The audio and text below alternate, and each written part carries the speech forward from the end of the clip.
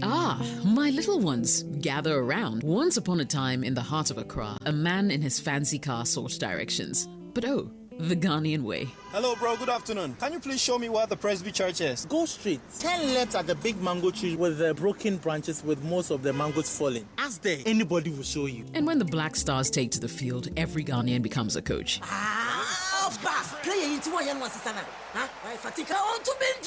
Ah, the sacred cue for our beloved Gobe. As you wait patiently, rehearsing the perfect vibes.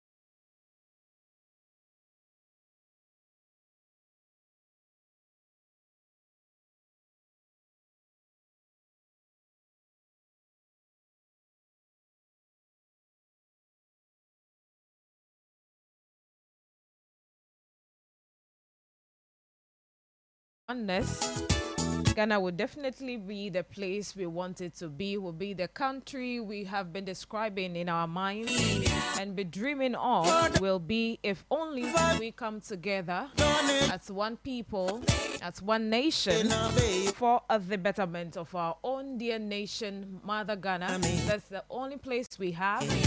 And when we destroy it and when we make it a place unbearable for all of us, a place that we cannot live in, where are we going? 6:29 is the time, and it's another morning here, Wednesday, January 8th, and you are live for the morning conversation on Radio Global 105.1 FM in Hull. Grateful for choosing us. And yesterday was the Constitutional Day, where we remembered. Actually, yesterday, no one talked about the Constitutional Day, though. But yesterday was at least a day for us to talk about the Constitution, the coming in of the Constitution, and how we have been able to allow for the Constitution to govern us and some other issues. But the attention was actually on the inauguration. So a new dawn for a new era has been marked yesterday at the Blaster Square.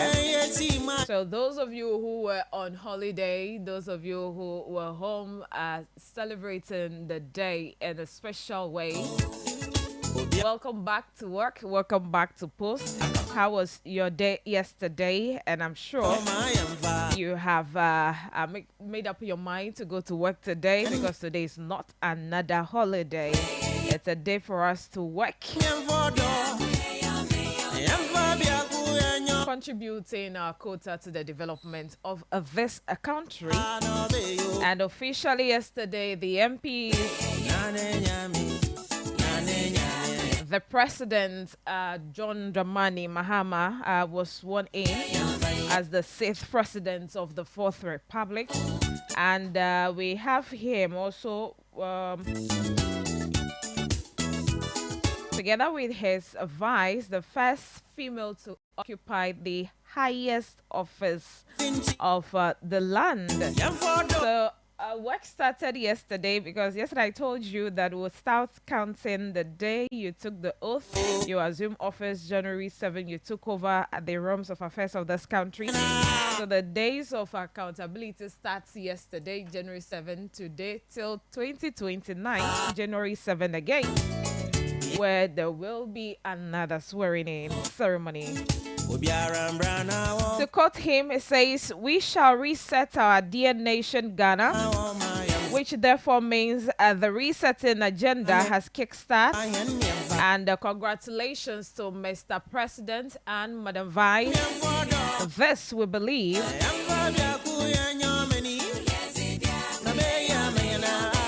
is going to bring some respite to Ghanaians coming into office. And from the ceremony, you would realize that we have a very high turnout. People patronizing the program, which means we are Ghanaians are expecting the change. They've been yearning for a change that is finally here, and hopes are still high for this administration to turn around the fortune of this country. Is it indeed happening in the shortest possible time, or we have to give them some time? All right, so Ghanaians are looking up to so many things. I don't know what yours is. In the first 120 days, we also understand yesterday is going to put in a few things. There's going to be some meeting with heads of department, people who matter. That was what we've been told during the campaign season, and that was rehashed yesterday in his inauguration speech. And again, citizens will be addressed or notified accordingly. Note that we are to collaborate, we are to support this government for a better Ghana.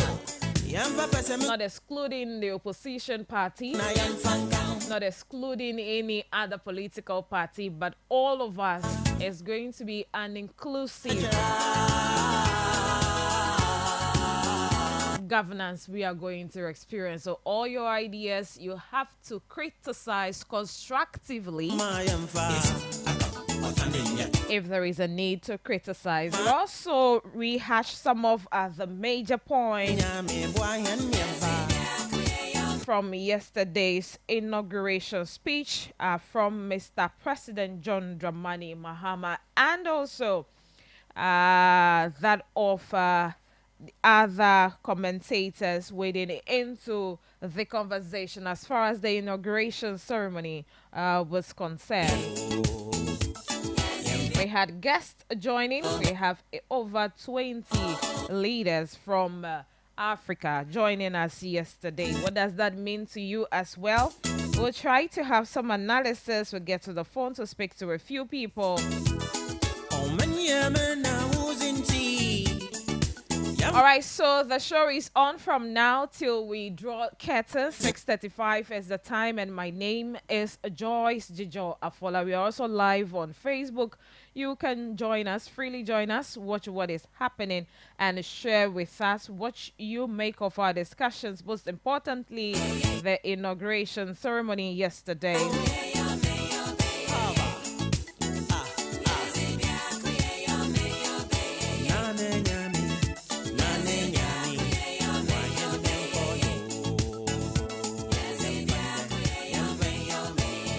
This is Global 105.1, and a few of our companies here that I will be telling you about in the course of the program, and we'll also bring to you headlines, details, and a few things to know here on the show. But let me quickly remind us again that indeed some tabs are flowing, and you just have to take it easy. Agbojipuan VA now just as we already know, me amedochi omedona le miape toko me kaba. People's containers are empty. People would have to fill their tanks, and so there's pressure on it. Me agbojidai owo dovo eyewo vuchie. People are still, buying water from other places. Me wedododoko by close of week. I'm sure so the taps are indeed flowing. People are still doubting because this it's not. So if yours is not flowing, it doesn't mean that the chairman do dota ya amole pom le kukum amoche poto vide wa adomia but ame yogbo hodwa amedo na nchochobo fifie che do yogbolo na me yogbo chomedo amedo chona nchochobo medo yogbo tamia me yogbo still hechi emekpodo mia agbojidi vehicle echie adomia chegbo mia azaga kenova medeko mia za echia wonwe. This should teach us another lesson. This is not the first time me experience but in the era mia no susuwe buvuvu, we want to put this here, we want to put this measure in place, we want to do this, but nanyebechie bubo hegare dodo allow the problem seems to be resolved. The mechanisms, ways and measures you would have to put in place store water. So let's be thinking of water storage systems in our homes. Water storage system in our homes. Akuchi dada inde mi apenu go vivio me mi azan chie wo chenwe mi azan echia wo nwe yenye water conservation mi azan echia wo nwe agbadadade echia wo ji anozam dududu agbavide ko be akolo akuchi gbogbo za ebe akolo adu akọ bucket the kakolo adu because the tap is flowing. Allo you feel otuchi nai almost a week above with that. There's nothing like arrears you are clearing. So let's manage the water as well. All right, so our motivation this morning is say do the hard thing first.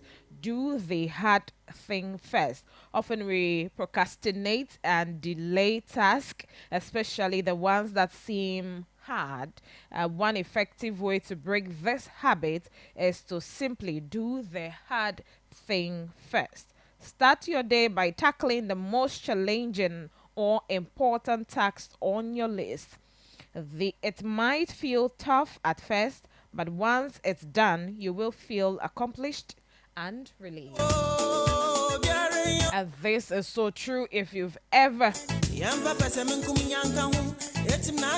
had a tall list of tasks to accomplish and you are able to indeed do away with the hard ones. You realize that you feel so much accomplished and relief other than leaving them and going in for the very soft ones, the one you think you can just deal with within the twinkle of an eye. So today's motivation is saying that we must learn, adopt to do the hard things first. Procrastinating the hard things or delaying those tasks, especially the hard ones, is something we need to take a look at or second look at. And one of the effective way we need to break that habit is to simply do the hard things first. So this morning, it's another week here, another day, and a new year, a new month. Let's identify the hard things and tackle them first before we do the little one. So this is our motivation for the morning, because once you do this, you feel accomplished, you feel relieved, and you feel fulfilled.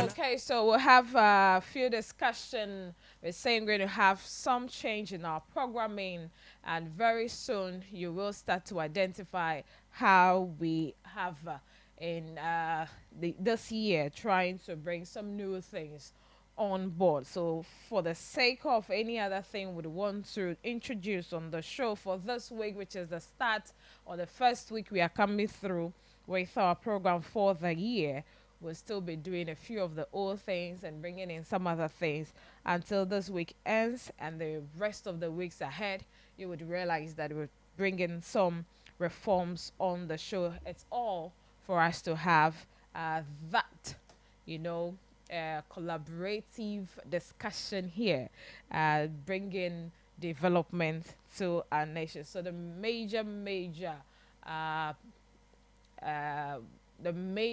point is for us to note we want to build our community and beyond. We've been charged to be citizens, not spectators. So that, even though the one who said it is no more the president, is no more in the realm or in charge, he is now former president Nana Addo Dankwa Akufo-Addo.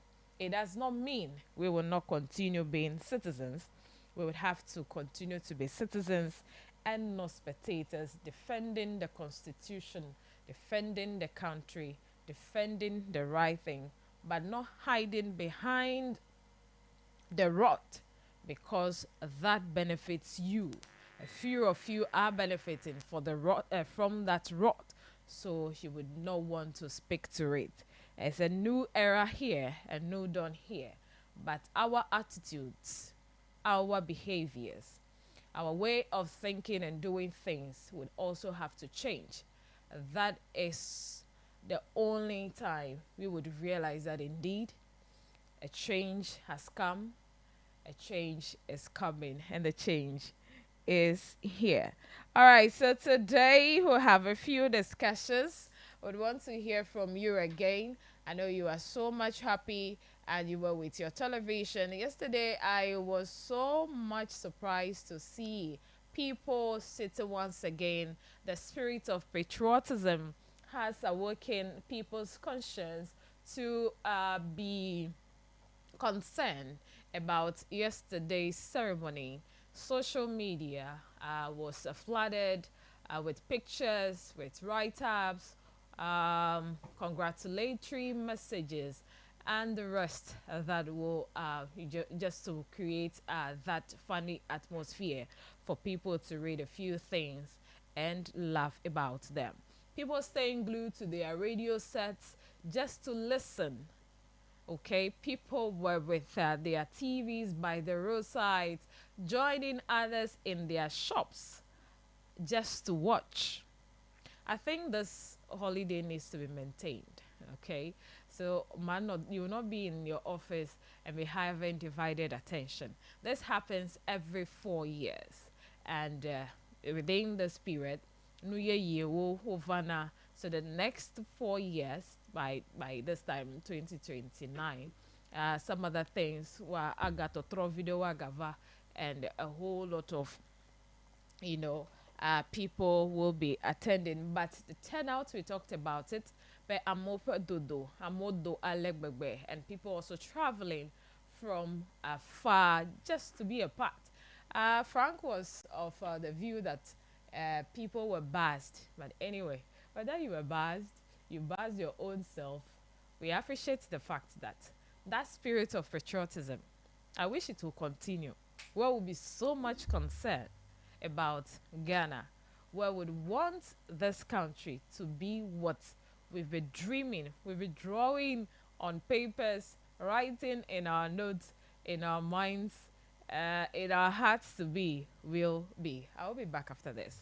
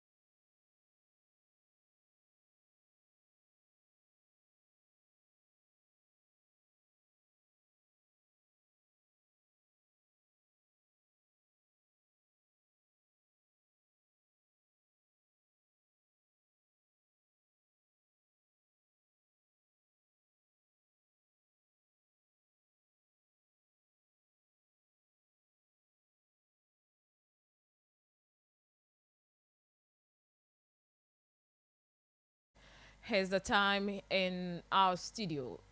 We are live on Radio Global 105.1. Thank you for choosing this dial and streaming live on Facebook Global 105.1 FM. You can as well join us on Facebook when you are leaving home. It doesn't end there. We've made it possible for you to continue to be a part of the conversation, and then all the information that will be shared here. You'd also hear it with your own ears, not the hearsay that will be adulterated before Adugbo. Okay, so we are back for the segment where we hear from the citizens. Mi trogbo va akpa yike mi esenadumvi ope nko ayiwo da ope susu ope nukpokpo hegblona mado nko ejibe yike mi trogbo va mia adejesi amerikereke be nuwo hoho a elebe mia tedale wogbo a adi be mia wanuwa wayeyewo le mia pe emo oji a nembe mia yo mia tedale mia pe radio daka ogbo nembe mia yo ne minya be nya ike mia gbolo mi me kande jitututu a ni agble wa ajebe ime kande jio no nye na zabuele kwa na ne wa jen ne nema eye na no klalo bene babiade. There will be a follow-up question to your claimer. You should be ready to answer, but not to make America will ask you a question to look stupid in the eyes of others. So, and if you are not sure of what you are going to say, you don't have any fact, then you'd rather relax and hear from the rest of our callers. Thank you, and once again, Happy New Year to all of you. Those who are just joining the show the first time this week, Happy New Year to you. And we always come through with this program every weekday Monday to Fridays, 6:25 to 10 o'clock. We have stakeholders joining for various discussions, either on phone or in studio discussion. Also bring to you reports of happenings and live feeds if possible. We do all of that here. Discussions in health, we have educational discussions, social, all other thought-provoking discussions that are always geared towards the development of our nation and the social discourse, religious and what have you. We discuss all of that here. And my name is Joyce Jijo Afola. It's a teamwork, and so you also hear from the rest of my colleagues. Okay, so we had a beautiful ceremony yesterday, the inauguration of the president and his vice, the first female to occupy the highest office of the land.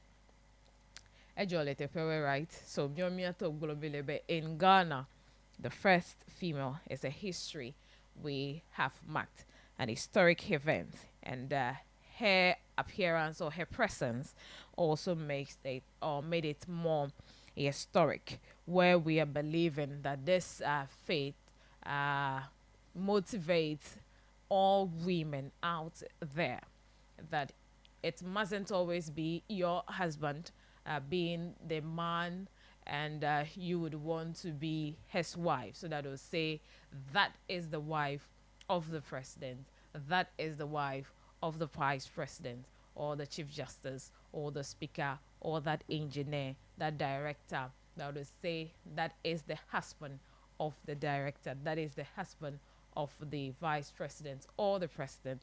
That is what we are believing soon will be happening. The affirmative action bill passed, and we are hopeful her coming into office, the implementation will be as fast as possible, and given that opportunity, that fair playing ground to all women to work with the same level playing ground given to all women to also work diligently and develop this country. But today, on the Speak Out segment, we want to hear from you, sharing with us your confidence in this new administration. We would want to hear from you, sharing with us your confidence in this new administration. Someone will say, oh, I have a message for the former president. And again, it would just be beautiful for us to say a very goodbye, beautiful goodbye message to the Eswal administration. Oh, it's wonderful. So once upon a time, it was John Dramani Mahama under the tent. And now the tables have changed. The former president, Nana Dankwa Akufo-Addo, is gone, and gone for good. He's not coming back. His tenure, he has done his 2 terms as 8 years. Ejokpete Kra Maga Avao. Ke Amerike no tense po. Yache buwaga etrog bova. Yache no weto no the 4 years complete. Efe 2 terms. Ko yache gavo de fi miana me bubu gokpo. And someone will say, I have a message for the Eswal administration, and maybe some fond memories, what you remember about the Eswal administration, what you think they have done that Mangolo Webo do, the policies they have introduced that also heko totronyo kovado come obene akpokoloku afewonya ojijima. I don't know if that will be the case for the Eswal administration, if it will be able to remember them for any good deed. Of course, you cannot say that when they came to office, they've not done anything for the country. So your goodbye message, if only you have any, if only you have anything to share with us about the Eswal administration, any policy you thought will implement, you can act by the miano, and when we review it, when we take it into, when we take a second look at it, yemye wasito trolenu and then repose on your confidence that you just did at the polls on December 7 last year, your confidence in this administration. So two things here. And one me veke mi dada indicate one going for the outgone government, equivalent minority me fifia, and then the majority or the current administration you share with us open confidence jidepo nya yike alole yike ne ko kande ofe do hoji ne ho sebe yike ne kpo no si anu fe wawa echo yivaye enya vovo yiwodo plenu amleke amofe dodo de wananti wana fe wawa de gameji plan of your pete ho sebe nene mai wa akọ ayiyeji le dukọ pe popolo me now edu popolo heje gomezo ke mi opete mi anokpolo mdo vide nu jojo de si ande ke ayiji adodu me vi ogbo deka wa asale ke azole zozo ko le yi me Ghana ne gbugbo ne fode afoveji enya vavado dogu echo ivai yo nye kakareji fe nya odogo na mi kele wo han gbo ode leke ne ekpoe le akpama your confidence le this new administration. Again, if you have any message for the outgone administration, the former administration, the Eswell administration, so iwenya yumi dadi po de ko mia awa vide kemi wana ikoga le miango ejedodo vuvuwa wa adomi agbo 0247900764 bakpele 0203766500 yimi afeka fojesiao echon kekia penu wawao eike mile mokpokpo mena vevie benoko atamkaya alono katam vako atamkaya alo duplos eya akwa de duplo lasi wakwa kofia be Ghana pete fifie ele yo taji halo le yo pokpolo tebe ya pokpo ba mesi amekonu na mesi me fondia akonu no inada nyimulo fechia wa akonu enu kokoma anu amie wo wano dodo mevu wako afoi na miele babia be endia wo kakaneji ike lasio de duplo halo jidudu ike elemia kpologe eye jidudu ike vavaiya hede nywe gbedasi ike helasio eye nde ike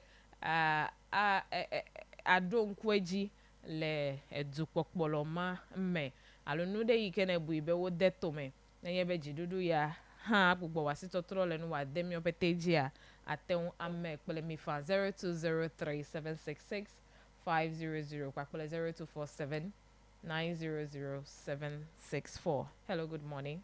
Okay, mi phone number. Me form your hand. Amanza for me for agoti mapoti. Akpe. Odogbe no. Now. We ke makpogba. Be ode na neto ba agenda 11. Makpogba ba mama magbelegra ni. Oh, okay. Awe. Ogbele toro ni block ro ni kaka. La ma fenya enye plo we ge. Amma ma nyanyi be.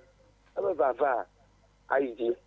Becho Belgium foreign minister kunu echo to 24 economic engine but that na ma the ebe nma ndonyu onye anaba dumoju be jiaji ma na ma ogboro eta nya ite ma ma nto gboro to a ejoji na ebe nyo me be te pokra duko ya bla me ogre yuji ya no viuminye eyi ma de bere din dia ba nya obochi me pete anyi gba ekele nya si subu a akpaga ntolo togo paji no viuminye yaba gbede fa togo ni nye futo na America abi acho de kwa all of food na mi afunu ayo do pete kakakala e de di do kakaba da sere Abidjan ba America mi nu kata fi ogbo ya ba afunu ikecho de nya ji la gochi me pete police ka na Ghana police o ma ba so la tete le o ko na agochi me pete akoko immigration officers so the 90 ba korani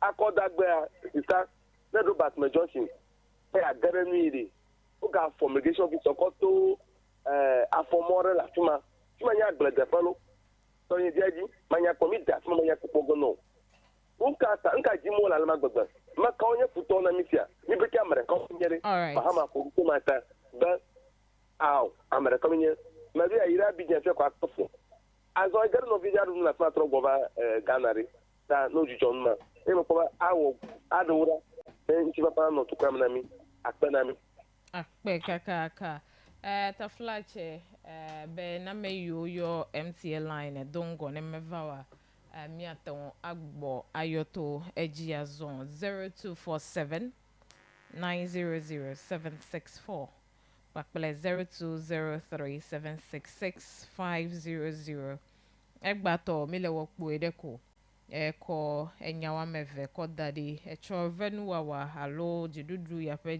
jivava kakane ji ke la sio le ofe du poplome ye jidudu ike ejo lezia jifia ndeka ike ne hosebe alone hede nwe egbedasi la siwa aton akwa now heye ndeka ike ne hosebe wode tome ye ade du koji nenye be du jidudu ya hegbo elenkude enwunti. Hello, good morning. Hello, good morning. Yeah, good morning, Sister Jijo. Papa. Yeah, Agbe Walker. Who want Kelo? Akbe Daniel here. Okay, for Danny, where's all? Ebeni kemi akodo ku jupoplo la ho yi over yi to ikeba ikoji nene ma. Sister Jijo ma kweto ile vi fakpaji. Le ma gblobe taplachi le ma fa menu veve ma taplachi ya egbe wuro alo gbetia ro abe oseche mensa bonso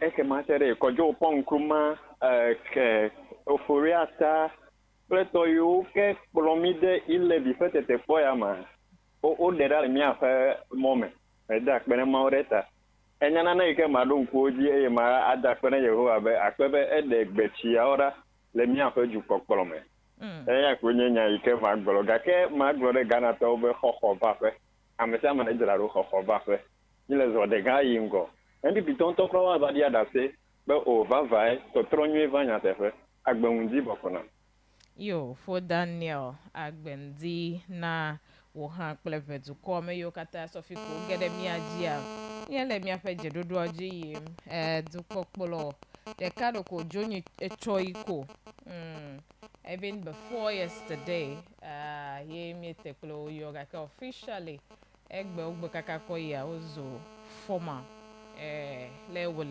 gbo. Hello, good morning. Good morning, Auntie Jijo. Ami Staff ile. Okay. Pay now, huh? Oh, yeah, that when I'm out, we want now to pay. Again, Tobin, why am Waba? Amaraju, Amarava, Americamachi. You want to Plola, to me, I never think of people line. Any compensation will do the Nato Berabe to Tenevame. And Banto, I come at the Venevame, I'm in the investing. That's a promise me, I am at the Kukuna and Nekawaba. Let's say 120 days, I may let them implement now, Fifila, and I've always squeezed it. And you come according to Pola who was in a very essence of a very menu. It's Dibere, I'm a salmon pot for me. Let me do a new egg toko, and you come according to Jenna. Well, I dodgy. Akpekaka oha wele doji le ameyo kata nya le do wom to he be Ghana zuko ne yingo kwa miawe ele doji. Hello, good morning. Hello, good morning. Morning, Malamisa. Naam, kunini. Ya wele doji. Nya okatane da kunyase. Okay. Akpe enya magere mepata. Eduplola huhu to anembe ma donku egire ni ke makoro nku je nyere. Status e va mere wakwe menlobe. Ya e makoro nku ji. Ya nye gbanto. Duplola ye yere. Ya nye pe epedo owo. Kakea bede kukuni. Dengbo kata odua. Nevame. Azo amegere ole fuma matwa wo dokulio wa a he pa fore megbe da ne wakaba amaro ya ododa oko fa mo ko be ne do na cho ne pungo yi akpe dokwe gbaja ameka wenye nene mmema oyo ne bube maten awodo pele o le bena ya Antonio me nyele blogeni oh wow mi no kpoda be lengo gbiede wo fe jiji ala meyu ne dejesi be matan wodo pele o a de woda kwa meyu atan wodo pele ko ve ha nene mai yo malamisa akpe be ne gede miaji malamisa fe jiji nyema ebe ya de ka to anye do la ka meyu le nua well let's see appointment oleji ma didi o mi afe mo mefia o pole mamle opete waje mi aje wo pom waje o pe do wo na mi hello good morning Kanjo efo I'm okay yo wala do garawa mi o ha ya se boya lo ko no to mi brobe ya di poran le kam america ma tawa wan ne ba ya pa kimelemo tare malam isak boleh be me to le position do ne do da no wala ya expo america ji po ko ko bu re ko ke man na po ro be atam exple ku fote wan marika bai adu ku ya ko ndi toro ko le pati bu do ake me gbe ya ko nyaro expo lo ko wa anyupe benemi le Ghana du koma elanye ya du president ko du ne Ghana bebe amesiame atama to party de siade me anado ifa ake ba bia nyebe egbe ni ba mere ke lo pe fo me to fo do ko enure de nyami to bia ipo ba se egbe ka o do le ji pe ka ka me yin de ji o le luka po le luka ta wa numa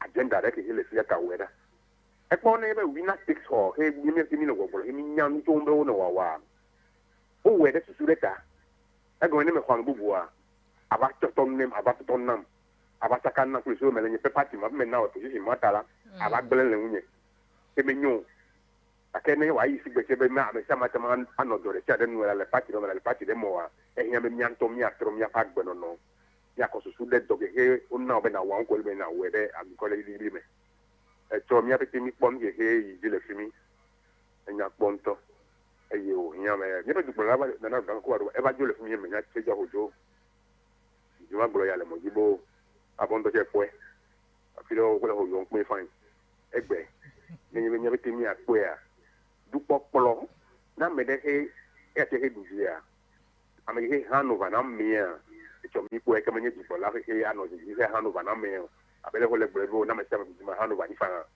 me si be aba yi jo ame he Hanover na me a e ya Hanover ne polo la yi to don da mani mahama mi ta pene yo ma obe debe do de sabe mo baba mi ta pene on to se e do mi di he wale ka e fi mi aje no go me ple e do wa a tradito mi bona to be ni nya le nya no nya le wa mi ti nya no mega no go me nya mi ta jo we do ro mi ma ibo yo akaka afo hemenye nyu na wo ha okay do je go me alo dupo eduo pe popolo okwo eko da season lesienu ikefia be edo heje gome campaign emi wenu fifie edo wa lo duo popolo a efege yi meye miemele mi afe yo ke la pa ya agbanwaka yo no via du pe ya mi ole doji mi a ochelo eda tene etomenogie ebobo eda tena mesia me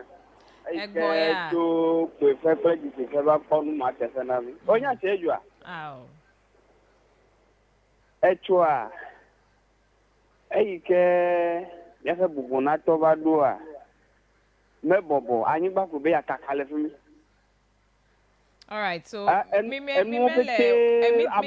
wedelo abe obede la pa fo biana yo wedelo ke enya ike mi ko dara nya o meve ko mi ko dara mi le na yembe me hede nyu egbeda se la si ona jidudu ike le jojo a akwekwo dadi nde kai ke ne hosebe ede to me ike jidudu ya ha ne ogbo tro asile nwa demiaji pa pele wo fe kakande ji ike la si o le dupopolo ya me ne de la si wa na mi ase mamle o ya mi ko kakande ji ke la si nye ne mi afe buguna to John Dramani Mahama enyebe ewe po le 4 years ke va yi Ghana to ko fe do wana mu maita mi gazi vebe enu ko wo fenne de over year du come to le ngudo ko be awo eleke bubonato akufa do wo ple bubonato ba mi over ko duko ko ide agado mu a ya gbogova ava de mile enu maome ya ta gbovada ta mele expecting be gbe yo pete ko donami egblɔnya ɖe tsɔ ebe corruption ya dzagba be yatɔte enu yiwo pete ke Bonata Akufo-Addo wowɔ le government ya me mi le gbɔgblɔ mi adu kɔmetɔ mi le gbɔgblɔ be de ne dzagba ne kuwo me o kuwo me lamiwo de edze adzɔ Ghana tɔwe abe dze adzɔ woƒe xɔma ko gba be eva de do ɖe fi mi atu katri da ne kunyama me ne xɔ gama ne mi kɔ wɔ dɔ ala egblɔe tadze ne wɔ dzi eme wɔ dzi o de maa nyo ne mia me de o ta dokomi le la be ne do eƒe minister o ne do eƒe regional minister o bɔ de ne mi dze dɔ gɔme emi kɔe da be de leke mi kɔ le dɔ wɔ ge na akpɛ ne mia pete yo akpɛlo wende ege egbɔ dedie na Ghana tɔ kple ho. Hello, good morning. Good morning, Daddy Jolly King Waka. Ekelo. Akɔnɔ bi agbado tsɔ gbɔtsi ekpɛtɔ ɖe ka dzi. Yo. Daddy Jogba kpeye yi na o. Kpeye na o ha. Ba ma dze gɔme tso dukplɔla yeye dzi.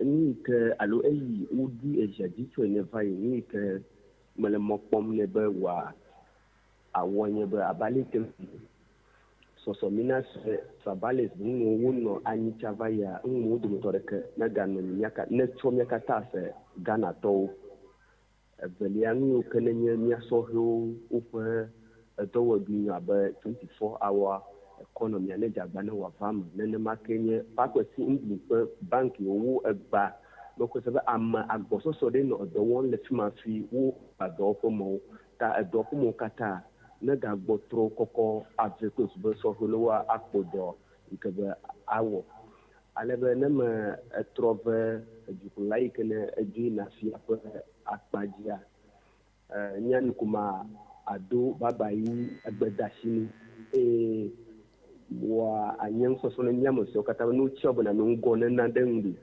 enye ke dzi enu ke dzimeviwo wodzi ɖe ye wòdze be na awɔne wo ŋutɔ megatso woƒe ɖokuitɔ nyenye be yikuya agbenɔnɔ ma ne do le ame siwo katã agava agano ŋgɔ ne dukɔ ya nɔnɔme ma ne edo le ame sia ame ƒe etame ye nu yi ke na de tome ate ŋuti awɔ la na make sure be ne wɔme eve ge yi la yi wɔme eve ma kple susu be wònye nani ka nɔ nyi nenye be woayi ŋkuɖo ge edziwɔ woƒo nene ƒe ŋma ado ŋuti gake enye naneke mele fia mate ŋuti. Yo, akpɛ nɔvi agbadro be ge ɖe kadzi na mi. Hello, good morning. Hello, good morning. Sajijo. Davie nyo. Davie nyo tutoviaji. Beta pele maudo ofa beta. Ewole dɔdzi. Ya ochelo. Enya ya ko de to megba, enya nya nyere ale gbegbe. Kenya te magbo le tukɔkɔ la yeye ko le be tafa te manye be do manye ibe tukɔ la kama mewɔ atɔ ɖe alo mewɔ atɔ na mi nyuie ta ne enya la ɖe le alo ma bia gbe o. Tafa te nenye be eya tse va le do manye nane le eke do manye eya ata kɔ ata do afɔɖoƒe ne ike wòata wɔa. Gake ne mete ɖe ŋu la do manye nenem nua meta le wɔ ge o. Ta ɖeka wɔwɔ eya ko bia me nena be ɖeka wɔwɔ ne va akpa kple ve ne woawɔ dɔ adu nye ƒe babia koe nye be nenye be tafa tse do manye NDC nu yawo katã wole parliament alo yɔwo ɖeɖe wole nu ɖe sia ɖe nu ɖe ɖe nu me kɔkɔ ata va nu me xɔ se be nenye be wotsakawo la na ame ɖe le nugbegblẽ wa kura nɔvia akpɔe gake ne yi ɖe wotsa fea keke atakawoe la ne kpɔ nyui ne kpɔ eƒe dɔwɔna ne kpɔ eƒe nɔnɔme afi wòatiawoe akpɛ. Yo, akpɛ Davie nyo be ege ɖe eka dzi na mi. Hello, good morning. Morning. Agbenwo ka Sajijo. Ko ekelo. Eke na o ha. Eke na mla. Akpɛ. Ko kobla agrive ka dzi. Yo. Ni kata mia fɔ ŋu etsɔ ke va yi. Elabe ŋutifafa mi dzi be ne ve ma mawu se ne ƒe kuku ɖe ko aweneni pokpola akwụkwọ n'ihi nyanya ma akọdo nkwu ojii ọha nye nyefefefefesa ye nye Ghana gaya ke kọda duide fima wosuchi nye gbana fufuga ye ko ine wida ka atere jinye gaka leyo te doji adasile asiamu na dukọkpọra ye ya ha ma ko kọdo nkwu ojii la ba kampeta ma foforo no mi amadodo ye uto nui magbona ukopora ye nebe agenda wa ika ko ukwodu anyi matiu unana kala ngubdo na va na tumu wo ala ba lamasa anyana miau du komeview ta amaila na nyaba vire ne ba okay alaba wogakpo boba free exercise ka kokora kokwo to yi ma afocho na dudu nu a gbogbo ba ye gbogbo kidu ulika awe ba jijopopo anu anti ta mabia ma wofa na masasa na wokpla amepete ubona da ta ga pa do to Yesu Kristo fa nkoma bueno ba amen amen yo akpe bedegede kaji na mi me ya sala for ga 3 minutes we aton to echo miawe ekpo nu tefe eye miawe ho amejuro to Africa to call wubu me ma ho yola mamlen to lakpa. Hello, good morning. Hello, morning. Sayo. Apa. Ahwa fora kaji. Okay. Acho nyakefa makuji jo alagbegbe. Manyende ndeketao nyafa kita niya kalefia ko nka country ya kalefia Burkina Faso. Boy makel majibu ko jagbava eba salute Mahama cho anyina ne ka azizi na anyakpo hanam asi Mahama fon ko ekofo demi kata de kanyele yo duo kata yo Burkina Faso dem zuita ma Burkina Faso kon kwanya gbome nyetenya la bande jova yi ke yo president ke jo jeji ko to akuforo a gblu nyarere manki na tekoto benyo bo nyeba nyama wudo malebe de maneva atia echo kaka bokobe Mahama rapo nyama gbo ike we be president mava echo enya kona nyanya tefena ba ni ka ji alo ni o kana so benega yiji o de naduko a priya sekesa no nyawo lokogbo na onyawo cancel na dukoya ma dama ka ogbegbem ko do ko priya sekesa o me de gamra o vanya gbale ko tidinamia no anyo akero kwobo yo cha meteni awe o jejinamia bale ka mi jimena fine ala ba ni o ka dunde jole le podi a ta na kpunwo a enmeli na agbolo enmeli na agbolo ye fa yi menyele la ke se mi dole yi mama Mahama to ni gbroge agbole agagbole akan teacher ko le podi o gbroge agagbole akan ta no yo te go ra mitina yo no yo na onya wola no yiji onyo awuya ne ma nya wo kore no da senti ni ha ma divia de meji makpuji ma disupu cho ni na nenam menya mare na no fe khere tanamu awo ben mate ni ma me shama ha da sukula ni gba eji ta ji jo nyam ni me de suku ka ka fla ni me bien wa fidu na ta me suku de la resca de nya amanui na ni gba eji o ape yo akpe ha me kare ji be wa glo be suku de la ko enye ame alo amenyu le mi afe zuko ke malo zuko pa de ko all right mi ko sere afi megbole be mi o ko amejuro echo cho Africa to ko bubu ope do ko polo lao ope uma o wo gede mi aji he na zan dudu mi aba gede me ya ke mi ahola me se menya o azom mi apenu fiala cho ho municipal hospital egale mi agbo egba he na no bubu sosron.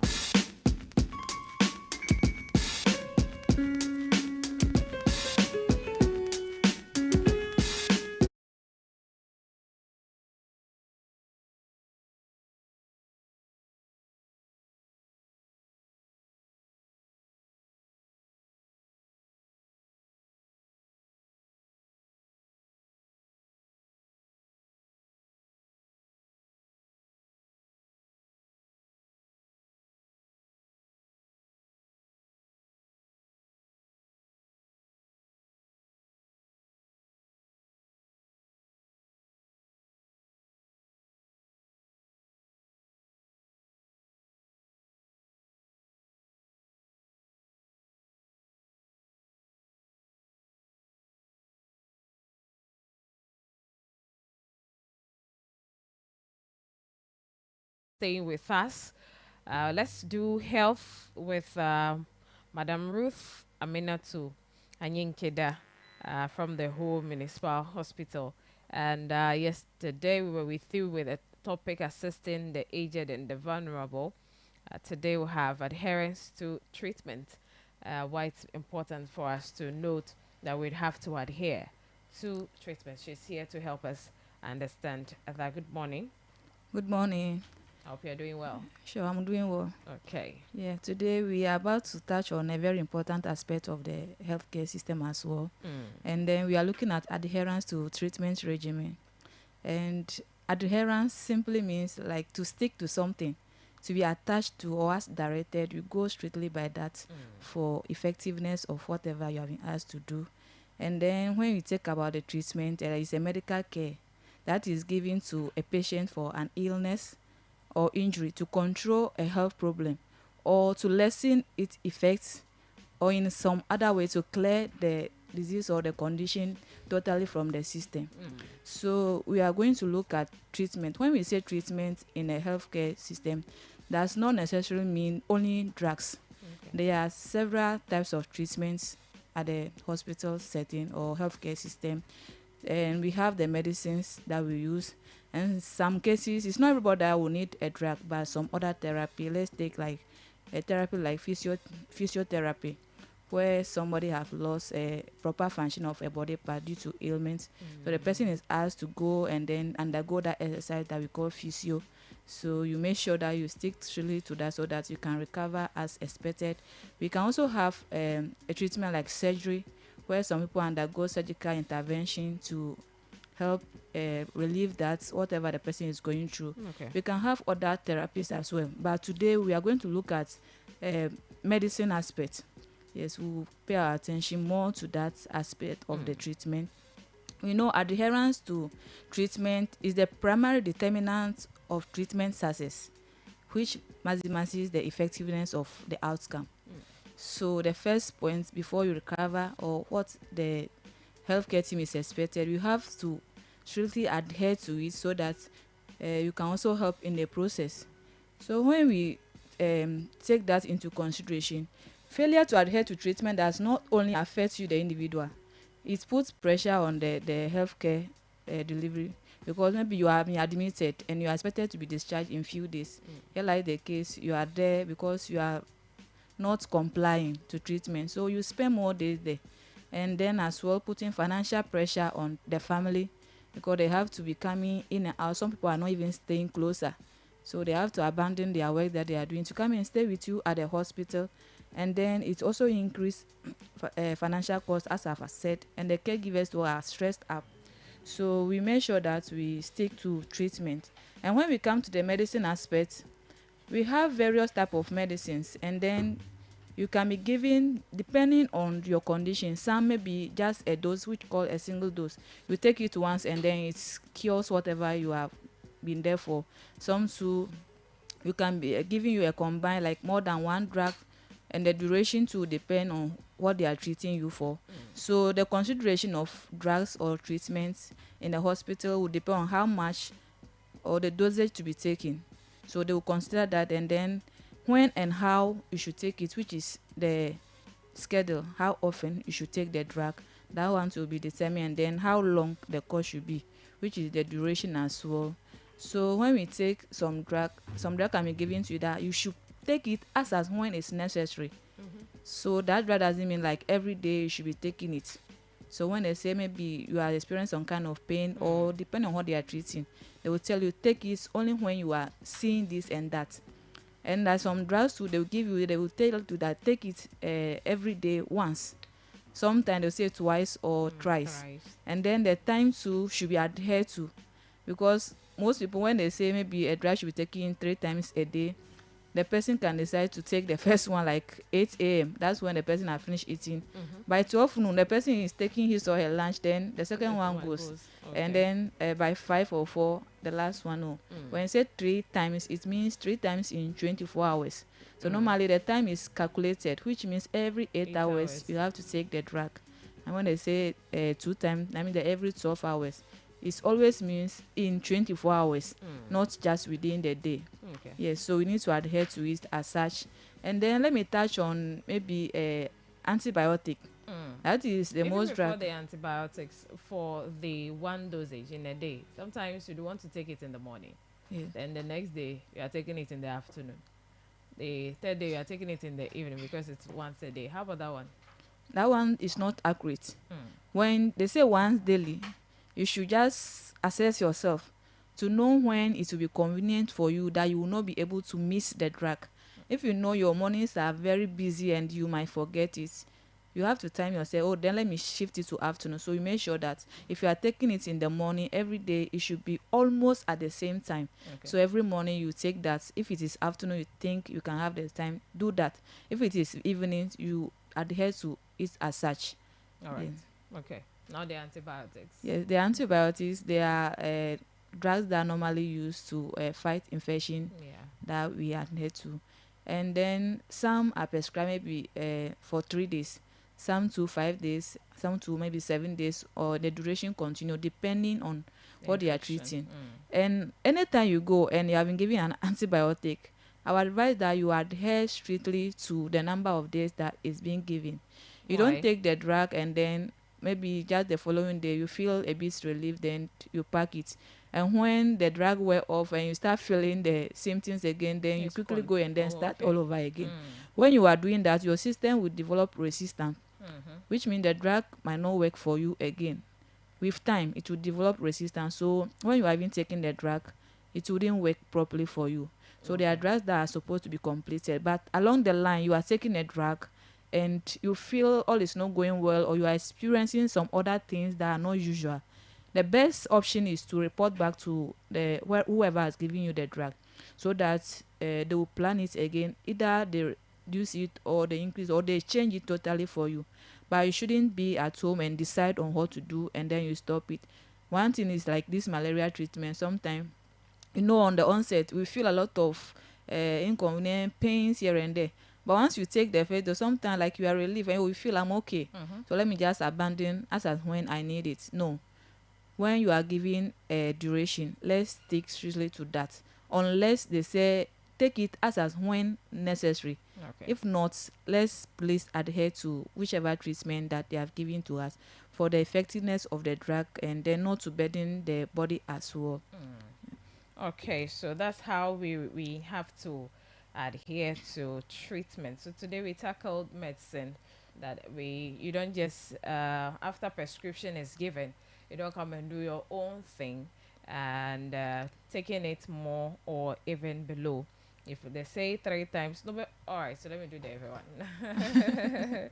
Okay, so egbe mi elem kude ale ike ko mi ale for de mi ape do dada o nti hobe do dada o le ha chocho vuvu ga ke egbe to a mi ko atike zazan pe do dada ele ike wa angun atike na mi le mi ape ko onji mi ya ba ple alo koji ntonto anami eye wa ngolon keke yo mi ako azen na bo bene mi mela doyo mi mele doyo yo hom le do yi o le bene mi aho doyo yo nuwa ewa na be mi ape la mesese metem de ezo tututu ewa na be le ike haya lo mi ahodo yoyo a ega jiji na deji iga hia agba kle teteda nyina ameyo vevie no mi agbo ewa pepere mvuvovo a ona mi ta ohia be egbe wa gado nkujina mi be ne wo va do yoyo hoho ike le ha chocho vuvovo me surgery to le me physio to le me kole bubu a egbe mi jebe mi a akọ deka ikenye atike zaza edonye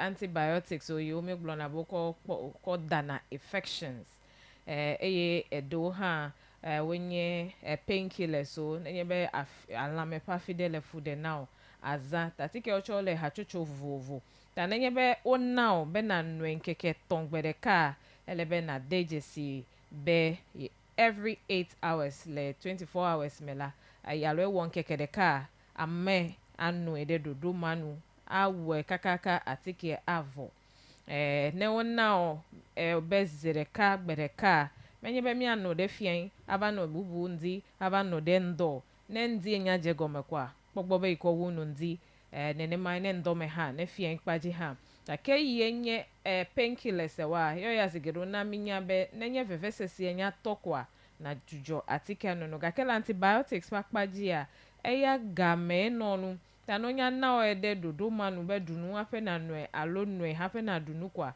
auto den no sigbe pepe be infections ike treat nele a watenwa wodo menyo nenye nene mo me we sigbe ola be open system a develop resistance ike fia be kucheche yo le mi apen la malo ngbagbe vi yo le mi apen la me wa gbogbo ya gbo va black panwe be awa vu platike be ne ganza tike ra matonwa ga awa do na ye nya be mi se ba do afira me na gbo platike ke me ga do le do na yo e wa be ma ye vu pleto mo kata ocho mi anto mi afe at le ke mi ko latike wo zama ye na be ovaile nene mata ole temde eji alo le gbetereji le nkudo meji na miopete benemi yide mi ape konji ona mi atike o alo mi ba pledore drugstore mi awo gbe babia o ale ike obe mi zenkwa ne mi azan nene ma de do nwento koko. Yeah, I want to add this to it as well, that when it comes to the case of children, normally their drugs are calculated based on the age and the weight. Okay. So you shouldn't have maybe kids at home, because today you have gone and then maybe the signs and symptoms that they are presenting is similar. So the drug that have been given to maybe Kojo, because Ama is also complaining, then you quickly go and give. No, either you are going to give overdosage or under. And you know, giving overdose is as dangerous as giving under, because they all have effects on the body. Because the under is, you think you are taking the drug, but it's not really attacking whatever you are doing or doing it work. And the over two may go and then burden the system. So we should always consider that we shouldn't use somebody's drug. And when we come to the drug that we pick in sachet, normally we can't even see the expiring date well. So when you take drug halfway and you keep it for another time, maybe it's nearing expiration, or it has even expired. The next time you go and take it, you see that it's now tend to poison in your system. That is why it is not good that we take drugs and keep them, because we can't read it. And now we have a system in the hospital that any drug that you are finished using or is not in use again, anytime you are coming, just carry it and bring it to come and then dispose it off safely. The food and drug board, they come along to pick the drug, because even throwing drugs in our environment, flashing them, is not safe, because it end up littering the environment or going into the soil, and then we grow our crops and other things which along will go and affect the general public. So we are advising as well that don't throw drugs anyhow, bring them to the hospital for safe discarding. Okay, mi akwako wenwa hapo nukoto de vio choto abe de vio patike nana ekwo de fe plepe pepe me wunti tanona o atike de na viwa eya toko ya wonyo nende gale bubu wo eye jesi deda wo so amenye afia be akọ chichito alo de vito toko now ela be no va wo sigbe atike mi ane wulo alo mi mane wa wo ne mi no wuje ongblempele ne mi mega ne de dodo anu oche a epe nu gblempe ele ewunti ya oga kokpede wunbe atike wo ha menyo be mi anu eko akọ dadai be nende gale iwo ya ga nu do ma hi beton halen nungongolo le wanya tanke wa agbala inye expiring date nya mi no gbogboro kwa ekwe dadan wunde die gboga cover no ko eva zu adile open lame agbaga he no bubu akoko venal eye nenye be atike do le mia papo me mi mega les azamo do le mia fe peso bago ko le te fe vovo ao de la mia fatike nya onu no ta medeku mehia menyo be na kweko de bola gago me akudo akode malo akodare echi sisi de kemo konjia o le gbogbolo mo de dodo de tome abugbo afofu atike nenem tike mao akwakọ yi now ekọ yi de otj hospital wa hwe ekọ yi de municipal hospital wa hwe ekọ yi de koji yokata poklami be atike yokata le fe khomeke be viento yo bete mizina fe iva ime biko ko yi de koji ne wa hwe ke menye nwento me akọ ta flaja foji domo o ga yi de tome gbelenu le miawo o gere mi afe chino no malo chisipe yomi ko de ovazu anu bubu nami ta nenye ba atike de le mega lesão alon to de jesi be gbalende mega kwede bola nu me zum la to akwa football ko yi de koji o ma hof gareke la si o ma join queue to kwenye ne vado kwa globe e party ke hoku yi obetele ife ho me ya fofu koko gbugbo ko vena olo ape all right Thank so ya penya sala mi akwa gbeto che ko se de afi mi ahodo me chocho po evide ne me trogbo je dodo mamle yo le wado mi agbo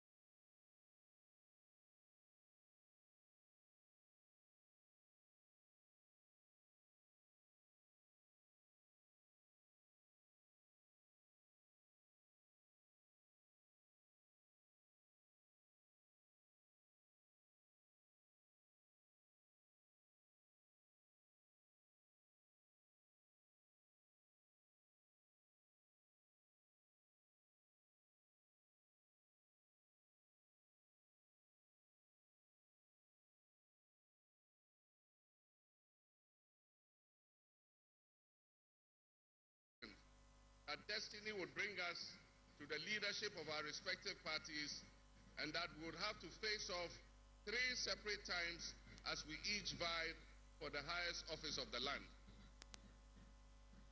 Nana, as this will be our final meeting under these circumstances, and as I look back on the journey we have traveled together, 2 much younger men who entered Parliament together with a full head of black hair, and you with the same bald head and round eyeglasses, I have to say that you have, without exception, been a worthy opponent.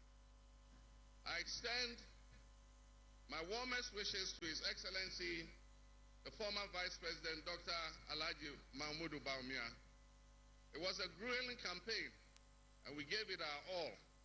Your sportsmanship in making an early concession eased tensions and contributed to the early conclusion of the electoral contest. I wish you all the best in your endeavors. Waking you up every weekday morning. Global Morning Show.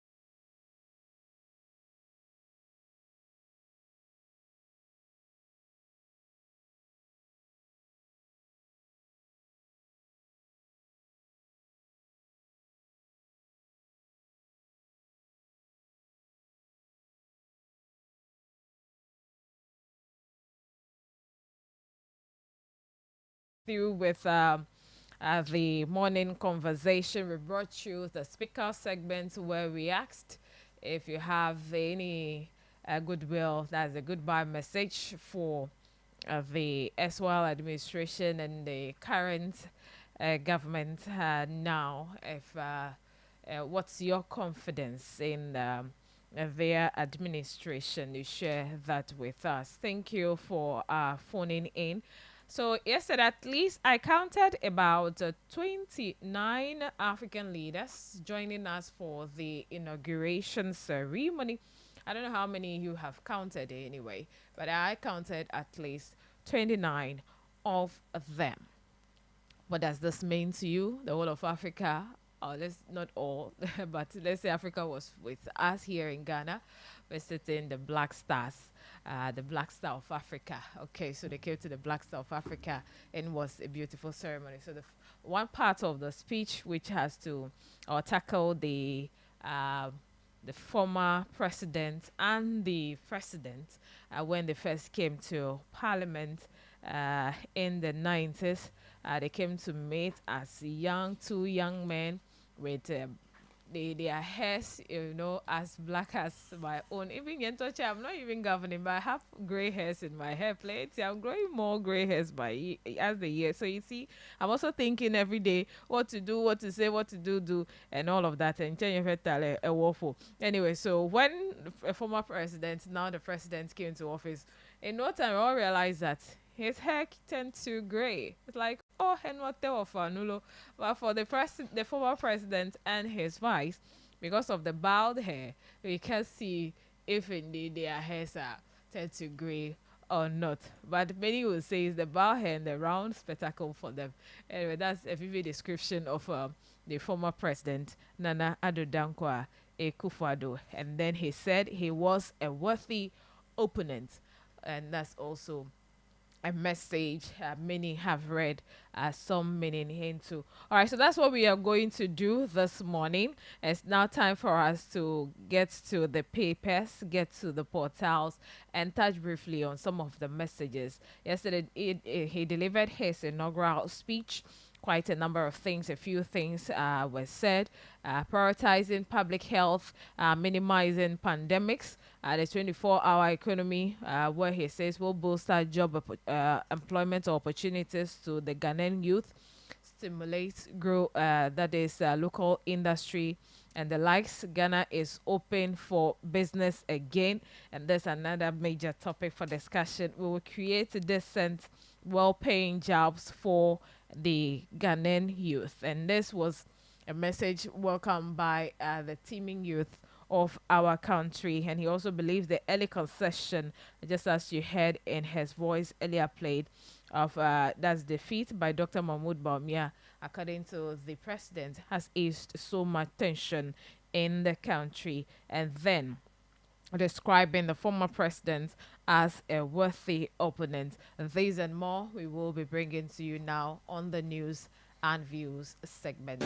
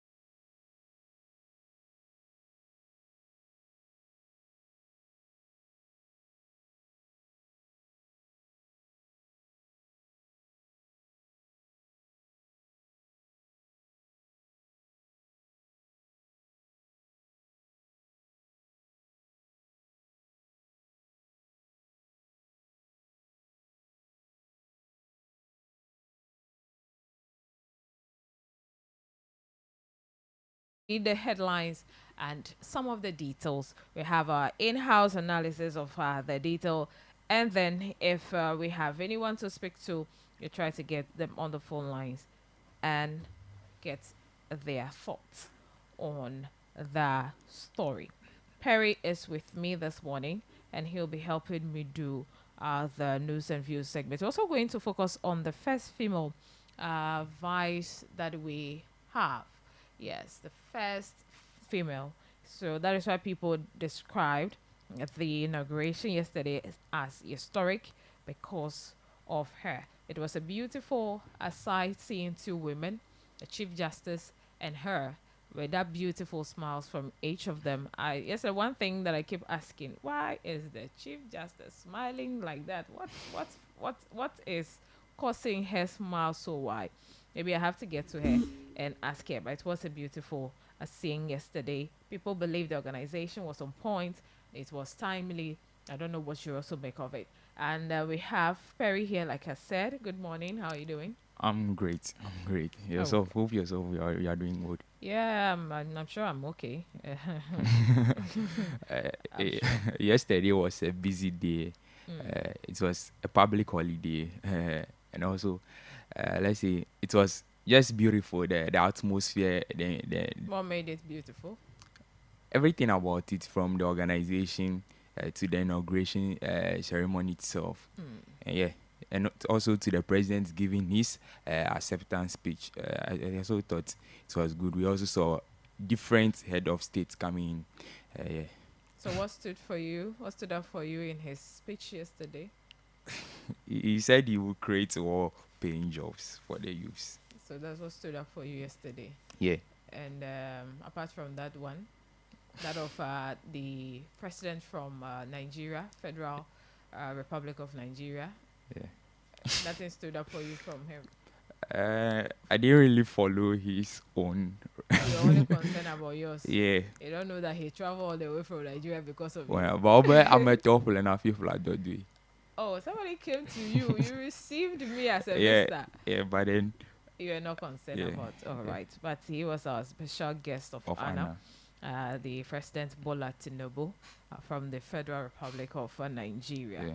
Okay, so he. But then he has yesterday the president his support that he will be there. His brother, he can call on him, and it's an African thing, so they have to come together. So it was a beautiful thing seeing our African leaders coming around, not just West Africa, African leaders coming around and to grace this special occasion. All right, so before we start talking about the colors displayed and all of that, we want to leave those ones for urban bit staffs to discuss.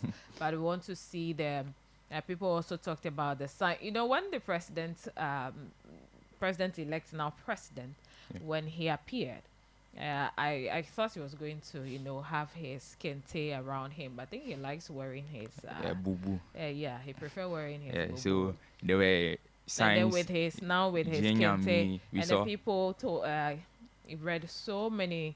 You know, whatever you do as a statesman or someone who is occupying a high position, even the colors you use, people would want to analyze those colors and tell us what you mean, what you are telling us indirectly. So even the kente used has a information or a name people are discussing, and the symbols on his chest. So I have the carefully designed. I'm sure it was deliberate. Whoever designed it, or it was his consent that I am sending a strong message to the people I'm going to govern, that my coming back is not for fun. My coming back is not just for the sake that I am here to finish my second term, and so that I also, you know, fulfill my constitutional mandate, but I am back to work for you in my last days. Maybe he's the last prophet, you don't know. Maybe Jesus Christ might come He's after a savior. All right, so tell us the symbols. We have so 4 of them. Sankofa, Jenyami, Nyamidwa, and Mati Miasi what? What did I know? And then the last one is? So there are 4. Yeah. So the Sankofa means to return to a previous place. Yeah, that one we are used to it. Sankofa, and you're born. We've been hearing it. That if you forget something, you go back to take it. It's not a crime. It's still yours. Okay, so Ghanaians have left something and they went back for it. It isn't a taboo. So that's a message.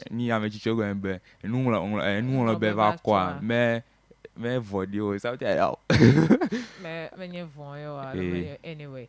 So that is one of the symbols, and then Jenyami also, unless God. That one, I had a messianic interpretation. Now the Jenyami, some will say Ajinyami, and then in English they will say the omnipotent God.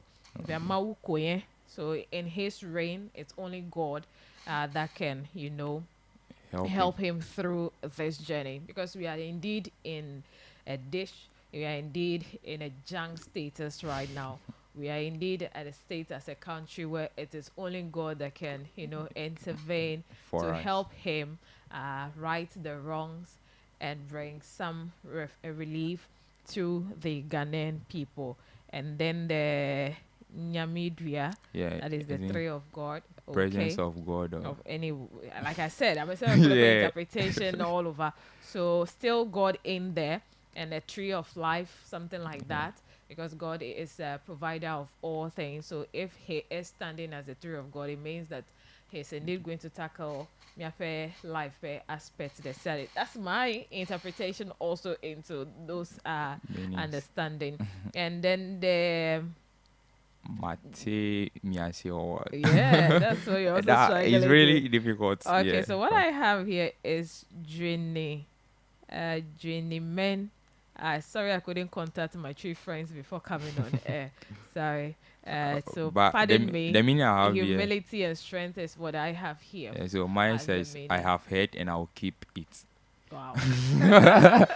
That's interesting. It's interesting. But these are all positive symbols.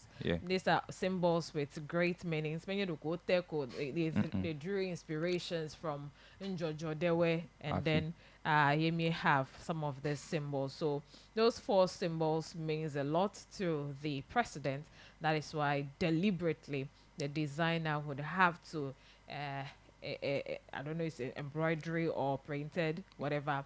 But I think it's embroidery because on the dress, very clear that everyone can see that he has something there. And then we understand that the kente also, that design, emrepa dawenim, better days ahead. You understand that's the meaning of the kente, like when he was given his after he was declared the president-elect by the Electoral Commission delivering his speech, he said something like that: "The better days are ahead, or our better days are ahead." Yeah. He said something like that. So I wasn't surprised when they said Kente, he used that as the meaning. So he believes that we have better days ahead. The ones that have passed, so now we are moving into our better days as a country. All right, so we will move on now, leaving the symbol and then the kente. We saw other people also wearing different ketes, but the focus is not on them. Yeah, it's on the the man president of the moment. And the woman, which is the first female, we haven't, read any meaning into the kete that she wore. But all that we drew from the ceremony yesterday is the fact that we have a first woman there, and she has displayed so much confidence. She was not jittery at all, and we saw the unity among the Chief Justice and her when they were administering the oath to her. So I would only congratulate them once again and pray that the Almighty God that they believe so much in support them with the collaboration from citizens. They will be able to govern this country. All right, let's get to the portals. I don't know what you have to share with us quickly. So on City Newsroom, we will create decent well-paying jobs for Ghana's youth. So Mahama, President John Dramani Mahama, has pledged his commitment to addressing youth unemployment by forging strong partnerships with the private sector to create decent jobs and well-paying jobs. So in his inaugural speech on January 7, delivered at the Black Star Square, Mahama pledged to make inclusivity, accountability, and innovation the cornerstones of his administration's efforts to improve the lives of Ghanaians, particularly the nation's youth there. So you see that he's interested in the youth. Yeah. He's here for the youth and believe that he has the solution to our unemployment issues that we have been faced with in this country for some time now. So a message to the youth, and there was a message also to the business community where he said Ghana is open for business again. We understand that in some years past, we have giant businesses folding up, leaving the country to establish in neighboring countries. So we believe that with this assurance, we'll have them coming back, so some youth will be employed once again. So continue with the details or the headlines if you have them available. Yeah, so let's move. Should we move to the next stories? Anyone. Yeah, okay, so count on my support. I'm here to work with you. Bola Tinubu to President-elect John Dramani Mahama. So I'm trying to, okay, so Nigerian President Bola Tinubu has expressed his unwavering support for Ghana's newly inaugurated President John Dramani Mahama. Speaking at Mahama's inauguration ceremony in Accra on Tuesday, January 7th, Tinubu has assured the Ghanaian leader of Nigeria's solidarity and commitment to strengthening the bilateral relationship between their two nations. They said, "My dear brother, I am here to work with you. You can count on my support at any given time you call on me. We are your brothers and sisters. We shall always be there for you," Tinubu stated. And also he added that, "May your administration be a profound success and progress for you Ghanaians and the entire region." So that was some words of the Nigerian president. That's a special guest of Anna Bola Tinubu yesterday in his speech there. So that's it. The Nigerian president, he has been speaking that President Mahama could count on him. Also believe in his ways, or he believes in him that he's capable to lead Ghana to its destination, or to its destination, I may say. So let's move from there and go to other stories. So listen, Tinubu, still on Tinubu, he said Mohammed's administration will bring positive change there. So Nigerian President Bola Ahmed Tinubu has expressed strong confidence in the newly inaugurated president. Tinubu commended Mohammed's leadership and voiced optimism about the positive changes and progress in his administration will bring to Ghana. I have no doubt your administration will bring positive change and progress. So that's it. So he has expressed so much confidence in his comeback that is going to be a good, fortune for Ghanaians and Africa at large. So those are, neighboring brothers. Let me call them by that name. Those are neighboring countries. Their leaders pledging support for one another. Even those coming around alone shows they are going to assist in his administration, making sure that the current leaders we have in the realms of affairs for African leaders would come together and make Africa as a whole, not just Ghana, Nigeria, Burkina Faso, Gabon, Guinea-Bissau, and all of the other countries that we've seen yesterday, not just them alone, but Africa at large. Okay, so let's take some more. So let's move to myjoyonline.com.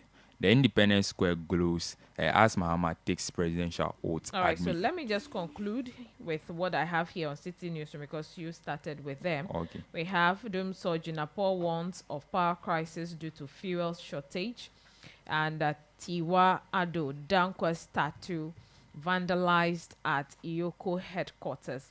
And this is one of the stories I came across yesterday and wasn't happy about. This is not the way to go. No one is expected to take the law into their own hands to destroy the statue.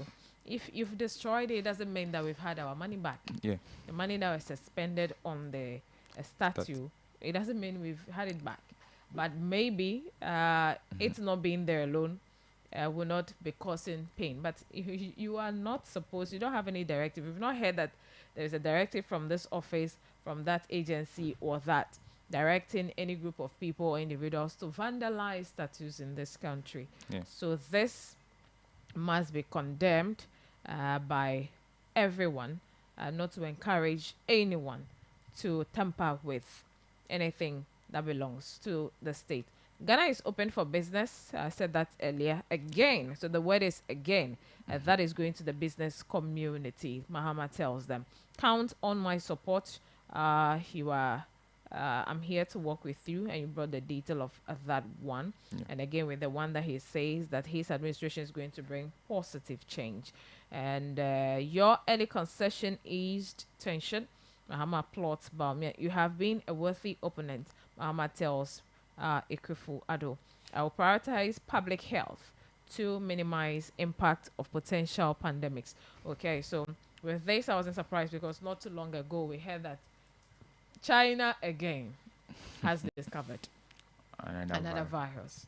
So this message is in place for us to start preparing so we do not face what happened during the COVID-19 and for me, I think the health sector in general, like it needs that improvement, that backup. Because you look at Ghana's health sector, it's not all that good.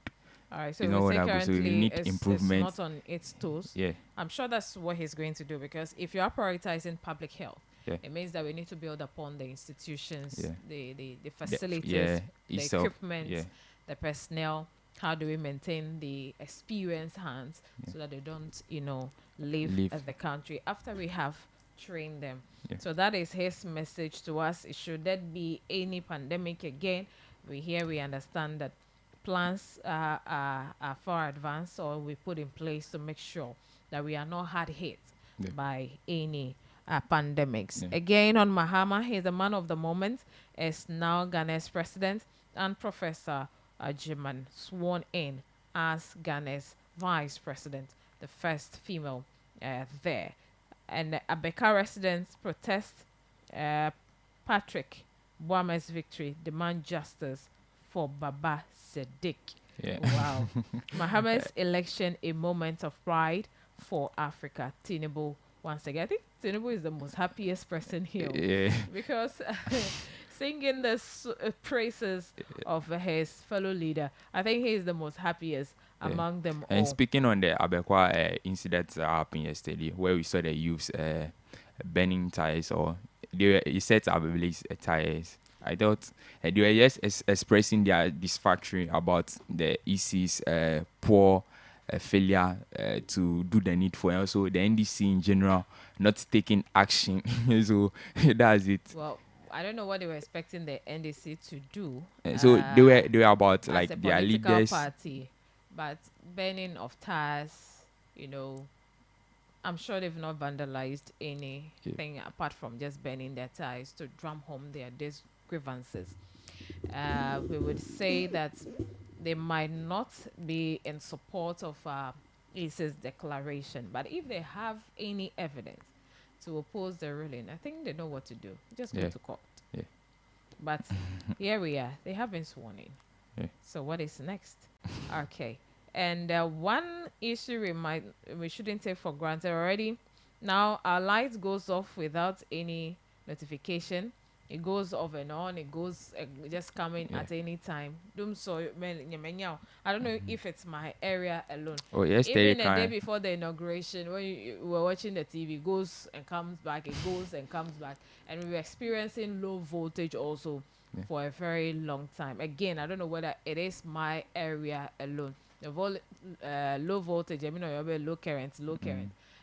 So especially when your fan is on, that is when you realize at a point it is it's slow. So it's on its speed, like according to the number, and at a point probably the same number like LDD. So if we are hearing that, John Jinapodis from the Member of Parliament for Iyape Kusogo has raised concern over impending power crisis, commonly known as DUNSO, due to severe fuel shortage. Okay, so speaking after the inauguration of President John Dramani Mahama, Jinapor revealed that the country's fuel stock is dangerously low, with only 5 hours of fuel remaining. And he says, and I'm quoting him verbatim, "I have bad news for you. The confirmation we are getting is that we have only 5 hours of fuel stock. If you look at heavy fuel oil and diesel fuel, we don't have up to 2 days. And so in 2 days' time, we are likely to run out of fuel," Jinapor stated. He further criticized the outgoing administration for its failure to procure necessary fuel supplies, leaving the incoming administration in a vulnerable position. And I'm quoting him again, says, "This administration has not ordered any fuel as we speak, and it takes only average 4 weeks for the fuel to arrive and 4 weeks for the fuel to be treated. And so we are in a very serious situation," he said in an interview. Jinapor also pointed out that during the transition, the outgoing administration had assured them that the fuel parcels had been procured. However, checks indicated there is not enough fuel to last even 2 days. Today, right after President Mahama assumed office and I served on the transition, my checks indicate that we do not have fuel that can cater for even 2 days. And so clearly, we have a major, major problem, he emphasized, quote and unquote. The MP warned that even if the incoming administration orders fuel immediately, it will take approximately 8 weeks for it to arrive and be processed, leading to an extended period of outages. This is a concerning issue. This will be a bad one to start the year with. Yeah. To and start also the this new administration. era. Yeah, this new era is a bad one. What could be the issue that the outgone administration could not do the necessary? All right, so this is what I would call on the president to do, to tell us the status of the various institutions, power sector, education, health, and all have you, telling us what they have left behind. Yeah. They should go into the books this period. No kwagbanlaome, no vanova chinami, egaka osuso, IMF ga hevare nene suso. me ape funds where me create that I stabilization fund but energy fund or low levy all the funds that we have, the infrastructure development fund we opete ike he wonya de that I have a yo jolezi jikwa na wa gbogbo ale nkude ega kevie na wa na mi enya bede mi ape ga kevie de nene ya ele a sinking fund, a stabilization, ESLA, one of your pete Ghana infrastructure investment fund, a more pete energy sector levy, ne work pome, a labe, there was a generational and legacy issue, that's the debt. You will hedum sonya overvai. Now all of that we understand was not the case anymore. So nenyabe this administration before what Joe Cheminyabe the independent power producers away a Ghana onu omete no henao kaka sono na soglo le never shut down. Eye ame mamle oche wa are threatened to go in that order. Happy metemva yiji de this will be coming from a member of the transition board or team de. Why should that be the case? Nukae nabe the then energy minister meton hewo afodede leonon alo ega finance minister may release but what call akponu yopetek they should come back and tell us exactly what it is looking like. Lemiafe energy sector. We do not want to hear people coming out with propaganda. You are back again with Dumso. Meanwhile, we understand Dumso was solved before this administration. That was why Heyo Vala may experience Dumso until this recent times when they mismanaged the economy and misused Alo Ozanga Ode Lekemeje Benewa Azanjo. So I am concerned that load shedding deke he came in when you have a president Kufuado Heva Zijiwa Egbolo the last state of address mebe ya iva dogo Dumso kake hey jo yede ida akadiele. I don't know if Medon Kujio Nichokwe Yako na efe last state of the nation's address. Hey wonya mamlebe I leave behind Ghana that is working. Is this the Ghana that is working already with Dumso looming? All right. I know more of this will be in our domain and we'll be having analysis. So he said, I inherited a nation plagued by Dumso, and I'm very happy to say I leave office with the lights on. If you inherited a country plagued by Dumso. Yeah, a joina. Yeah, bubo ga ebe ada sile. Kadia no shishi with the lights on. Now me bubu plagued with Dumso again. Then what have you done? So this was President Mahamad's response. So he said, MPP has significantly mismanaged the energy sector. They kept the lights on by acquiring debt. So far, we've audited $2.5 billion in arrears. 2.5 billion dollars in arrears. Ne cedi dollars ta me one me penao ake with a cedi equivalent. Me ref here la medoko a tojo zereka ta yenye auditing a whole work. But one thing ike ele avivina menyebe abele ko blebe one na mine yo vaseji le 120 days gbanto mela Dr. Hedo le wa takpekpekpele ameyo kata stakeholders so no chuchu one na mi no chuchu I want to experience that. I want to see that coming into fruition, that not too long na wa na mi aje enya omesem efe viento le mi afega kevi pakpaje nene ya ele. Yeah, so about the Mahamad's first 120 days in office. So he said, first, I'll nominate within the first 14 days the complete list of cabinet ministers for parliamentary approval there. And also, the second one is constitute the leanest and most efficient government under the Fourth Republic in my first 90 days in office. Okay, so today, 2 days is gone. Yeah. It's almost gone. Yeah, so and miele mokokpo mebe time frame le no gede wenu ta eviento you when you eviento for our MMDCs to we have their timetable when their vetting will be starting and when it will be ending. Let's assume what aje dogo me pele edukokpolola, not what we've experienced in the former administration almost a year. Miape mimekbo mo mefiao uno ezi mehek wo edo yikewa awonamio.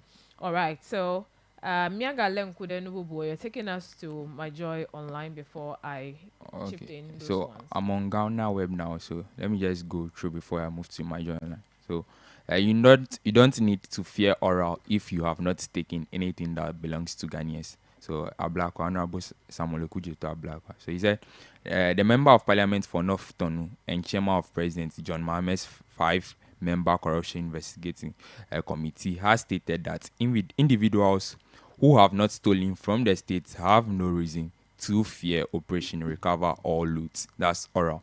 His comment follows criticism from the immediate past majority leader, Alexander Whenyo-Makin, regarding the newly formed oral committee announced by President John Dramani Mahama. So, Mr. Whenyo-Makin described their committee as unnecessary, arguing that it undermines existing state institutions responsible for fighting corruption.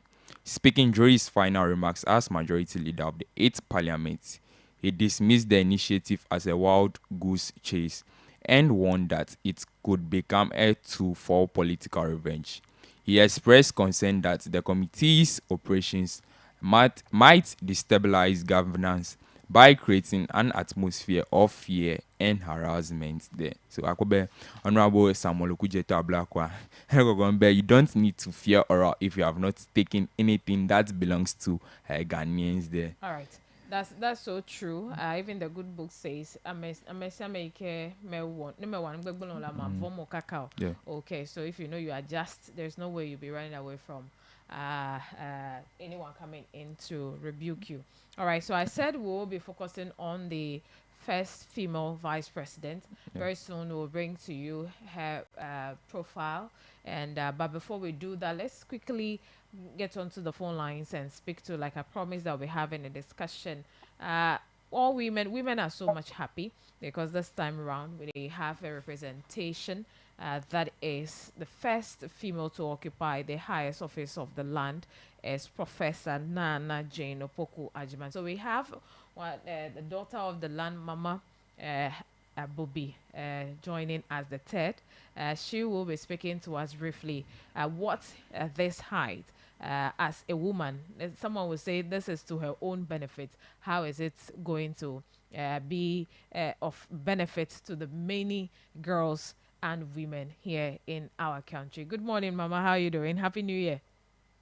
Happy New Year to you too. I am well, thank you. You are a bit faint. I don't know if there's a way I can hear you better. Okay, I'll try as much as that you can hear. I hope it's better now. It's not better. But then I'll try. I hope I can hear everything you say. Okay. Happy New Year to you too and your listeners. I am well, thank you. I hope you're well too. Yes, I am trying to be well. Okay, so I know yesterday you witnessed the inauguration ceremony, and when the tenure of she was the first to be administered the oath. I don't know what the feeling was for you when you saw her with that beautiful smile taking the oath of office.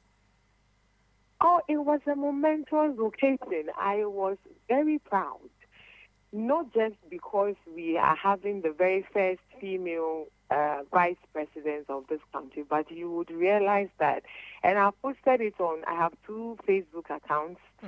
The one I had before I became Mama Bobby, and then the new one I created after I became Mama Bobby. Okay. And I have posted it there. It was, you will see that the people who were there were all women. The vice president herself, who was sworn in by the chief justice, who is a woman, and ably assisted by the judicial secretary, who is a woman. You know, so it was a great feeling. I don't know if people realize what that particular picture meant to them, especially as a girl child. especially as a woman. And all these 3 women are married women. Okay. Even if not presently married, they have been married before at some point. I know the Chief Justice is married. I know Judicial Secretary is married. And they have children. So there is no excuse for anybody. So I have heard people say that if you want to climb up the ladder, academic ladder, there are things that you may sacrifice or you would have to sacrifice. That is family or bearing children. Well, these are 3 powerful women of the land. When you have the president, you have the vice, you have the Speaker of Parliament, then you have the Chief Justice. Yeah. And all of these people are women married with children. So I do not know what excuse anybody has to say that, oh, if you are this, you cannot be that. There's no excuse. If you have ever felt limited in any way, this is a clear indication that anything is possible if you put your mind to it. So for me, and somebody who is very, who champions gender issues, if you follow the things I do since I became a queen, women and children are my biggest project in who. It was a fulfilling moment for me. Yes, and every woman should take something away from that. Okay. Every woman should be able to. I don't know if you have time, but I have said this on several platforms, and I will say it again. My path as a judge, how did I get to that level? I saw something like this on television. It was not a swearing in. It was Georgina Wood, who was being interviewed at the time as a Supreme Court judge. She wasn't Chief Justice. It was subsequently that she became Chief Justice. She was being interviewed, and it came that this is a justice of the Supreme Court. I saw her, and I said, bingo, this is what I want to be. Okay. And my journey from the point when I saw her, I think in junior high school, through to Ola Secondary School, to University of Ghana, to law school and everything, has been about achieving this. And it didn't take me a year or 2. After Ola Secondary School, it took me 8 years. Because when I tried to apply to Legon for law, at the time, they weren't offering first degree law. So you would need a first degree before you come back to read LLB law. I said, well, if that is what it takes, I will do it. Okay. So I went into Legon to do political science and linguistics, which I felt were law-related. Went on to do national service. I ended national service in July.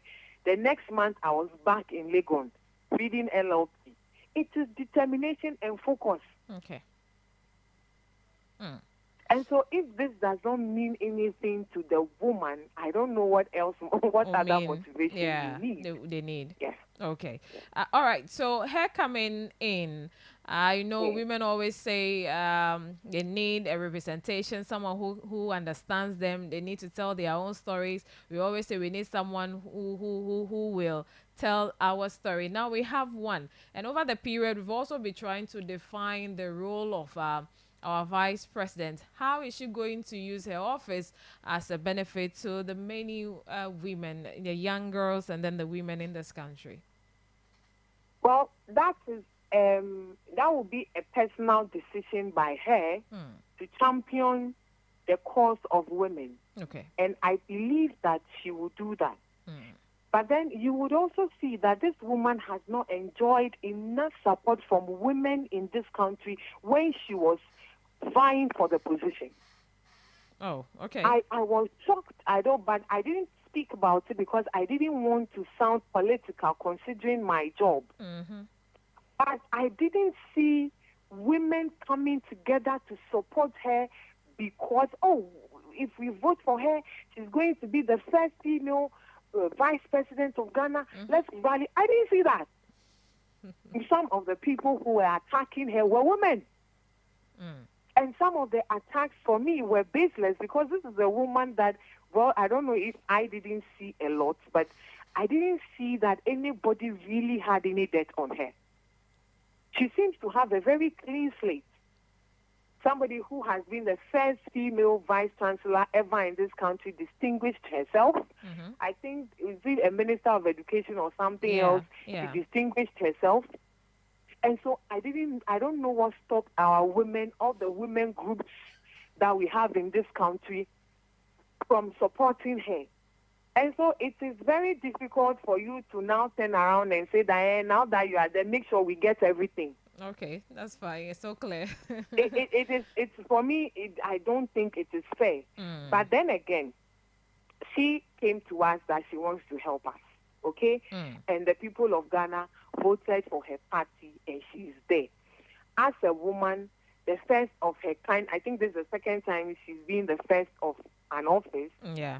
I expect that she will support women better in situations where she sees that, because with her office, you have access to a whole lot of information that I may not even know at this point. So anything that hinders the progress of women in government, I expect that unless she does not know, she should make a conscious effort to fight it for us. Now, she's not the only one. It's a whole government.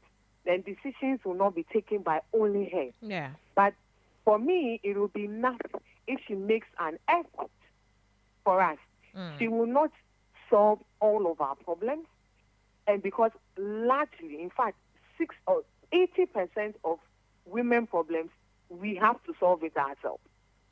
You understand? Yes. We are, majority of women problems is for we ourselves. We need a conscious effort ourselves, to take up all these opportunities that are coming our way. Because I think I've said it on this platform before, that Jane Mensa, in fighting for women, will not employ incompetent women when we have competent men. It is not going to be giving undue advantage to women over men. Okay. It is only going to, I expect her to level the playing field for all of us. Because we are all Ghanaians. The fact that we are fighting for women doesn't mean women over men. No. It is where the woman is competent, allow her. Do not use things as she's a woman, she's married, she'll get pregnant, she'll have family. Men, they don't have family issues. And then where they want to use those things to block our path, she will come in and say, hey, no, we are equal citizens, we have equal rights. So nobody should think that it's going to be a tea party where every day, all women come here, come and collect money. All women come here, we've created jobs, you alone, come and do. Yes, we expect some of that one because we are a vulnerable group to some extent. So if some of those things come in, fine, but it's not always going to be about that. And if the job is given to you, will you sustain it? And if consistently they keep giving the job to we women and we keep messing it up, we should insist that this country should come to a standstill because it has to be for a woman. That is why I'm saying that majority of the work depends on us. Yeah. Being ready, having the right frame of mind so that when these things are done, because you try it and sometimes the results you get, you are discouraged. I have my own experience since I became queen. All that I have tried to do, I see the feedback from the very girls I am trying to train. What they have done with the opportunity I have given them, even as a queen. And it is not just me, every other person who has tried in one way or the other to empower the girl child, they have their stories. Okay. So we need to do a lot of work ourselves. Yes. All right. Thank you so much, Mama. We'll be having you again speak to us on some of these issues. Good having you on the show with that short notice. Have a great day. Welcome. But before I go, I would say that this kind of conversation is not for 10 or 5 minutes. You need a whole hour so that we can dive into all these issues. Probably somebody listening somewhere will pick a thing or two out of it. Sure, Mama. But not just what we expect our leaders to do. Well, if they do it, there are different levels to this conversation. So I'm hoping that you guys will make some time. Let's have a more healthy or lengthy discussion, so that our youth can pick up, something out of it to better their lives. Okay, so I'm grateful, Mama. So it means whenever you are in Ho, we'll have you in the studios. Thank you. I hear you. When you are ready, you let me know. I'll come. Sure. Okay, thank you All so right, much thank you. for speaking to us. Sure. Greetings to all people on Mama's behalf. Mehotofete, Mama Bobi, Edogwenami. All right, so that is the daughter of the land far away, but as decided with a short notice, yes, just I call her and then she accepted to speak to us because Enya Medo Ike, Nyonu Penyale Jijine. And during the Asogli Yam Festival, she came up with this Women's Day. Full Adwa and all of that. So now that me like Bagbade Sia de Jembe, no do fe no do women like Bagbolobe, no the Sian deco, as she rightly put it, is the competent ones, the ones with the requisite skills and knowledge in that field.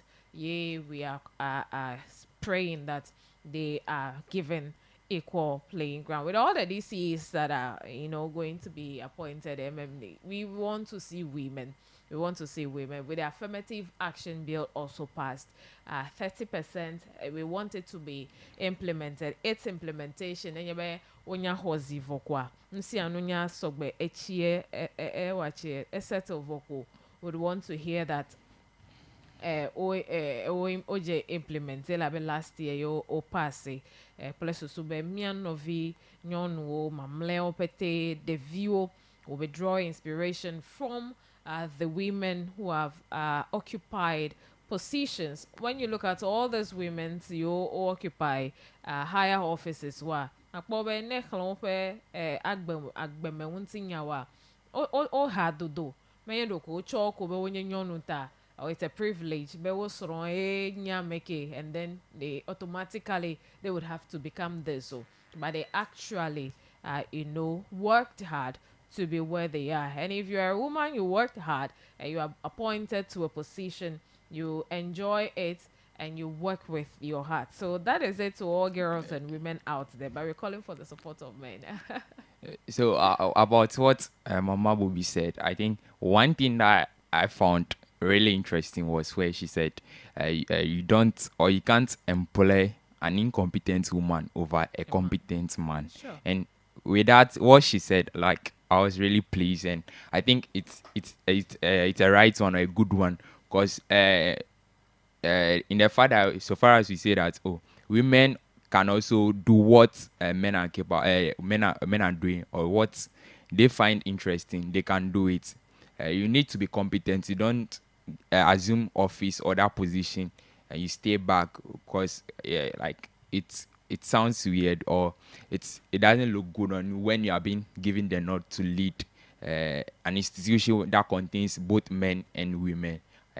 So about that, I'm really happy and pleased about that alone that she said. Just because I'm not sounding biased, but then it's still you are trying to be biased. Nah, all these things she has said. It's gender. Look, Professor Akwejuagri said that, and she even wanted more time for us to continue. This made me remember the quote of Professor Akwejuagri. She said, "If you educate a man, you educate an individual, but if you educate a woman, you educate a nation."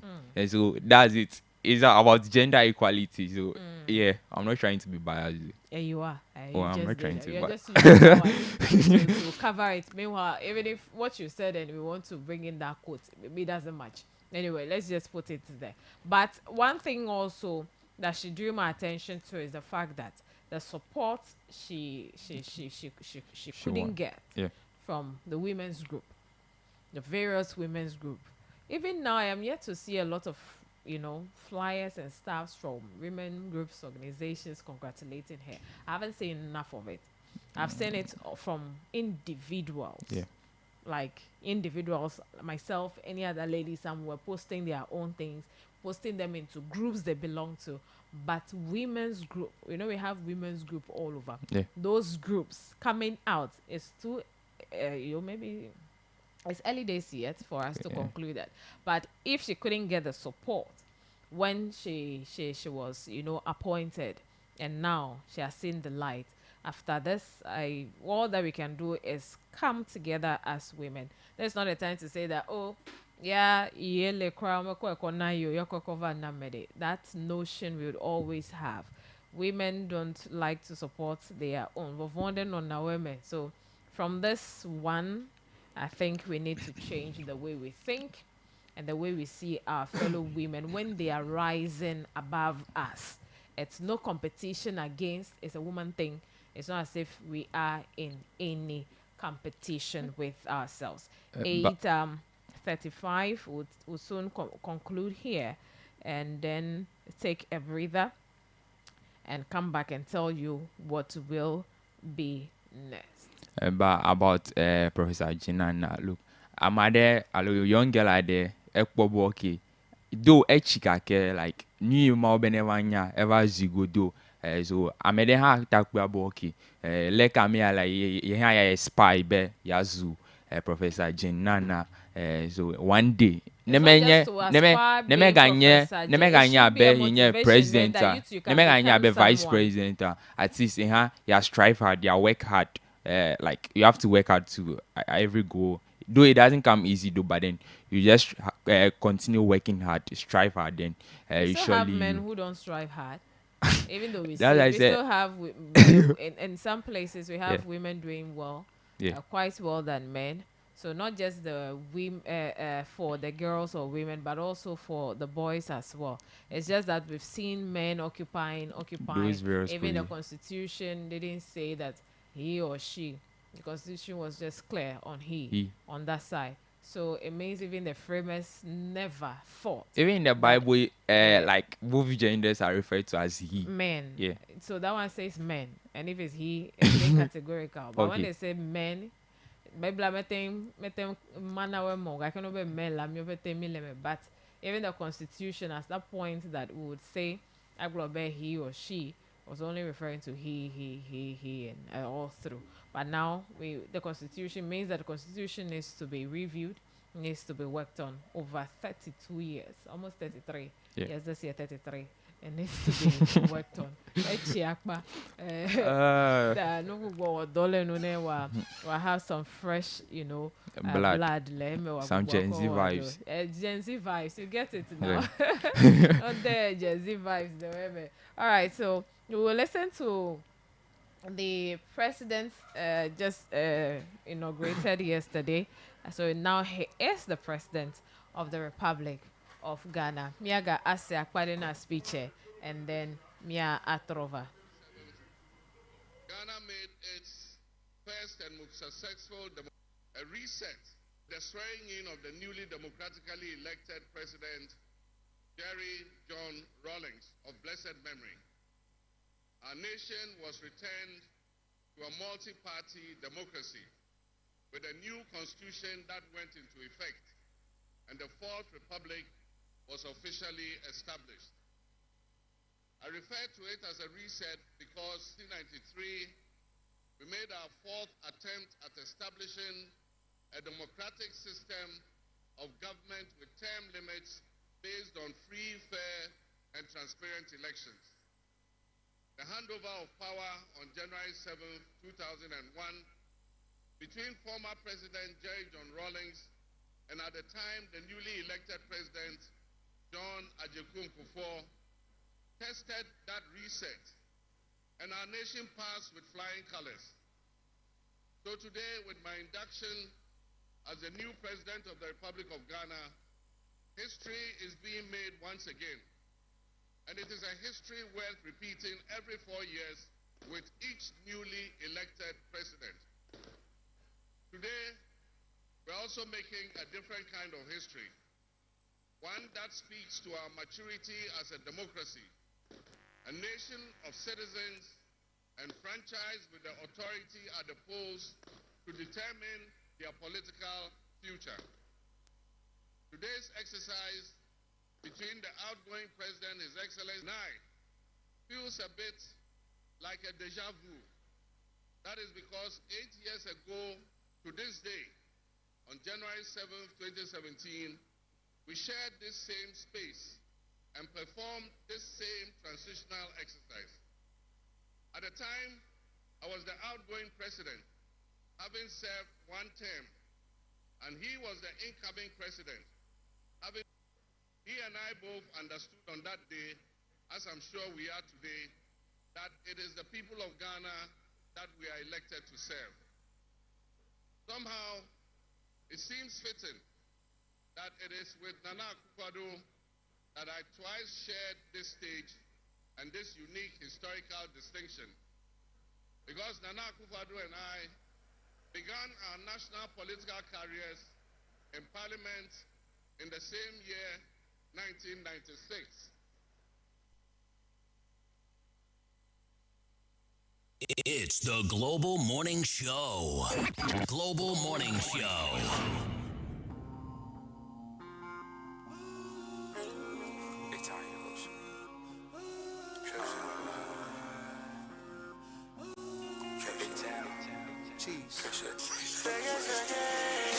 Volta, Texas Ranger. Blood clot, idiot, back off, boy. Yeah. Travel pull up in the street sober. Jalu kofa zoro koma over. Adafia no gang pull up over. Kaji kofa butia kwa over. Bando hokwe dora over. Whoa. Bavu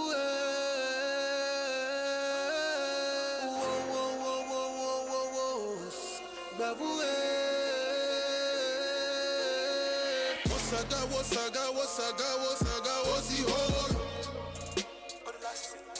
Bavu, wasaga, wasi hole.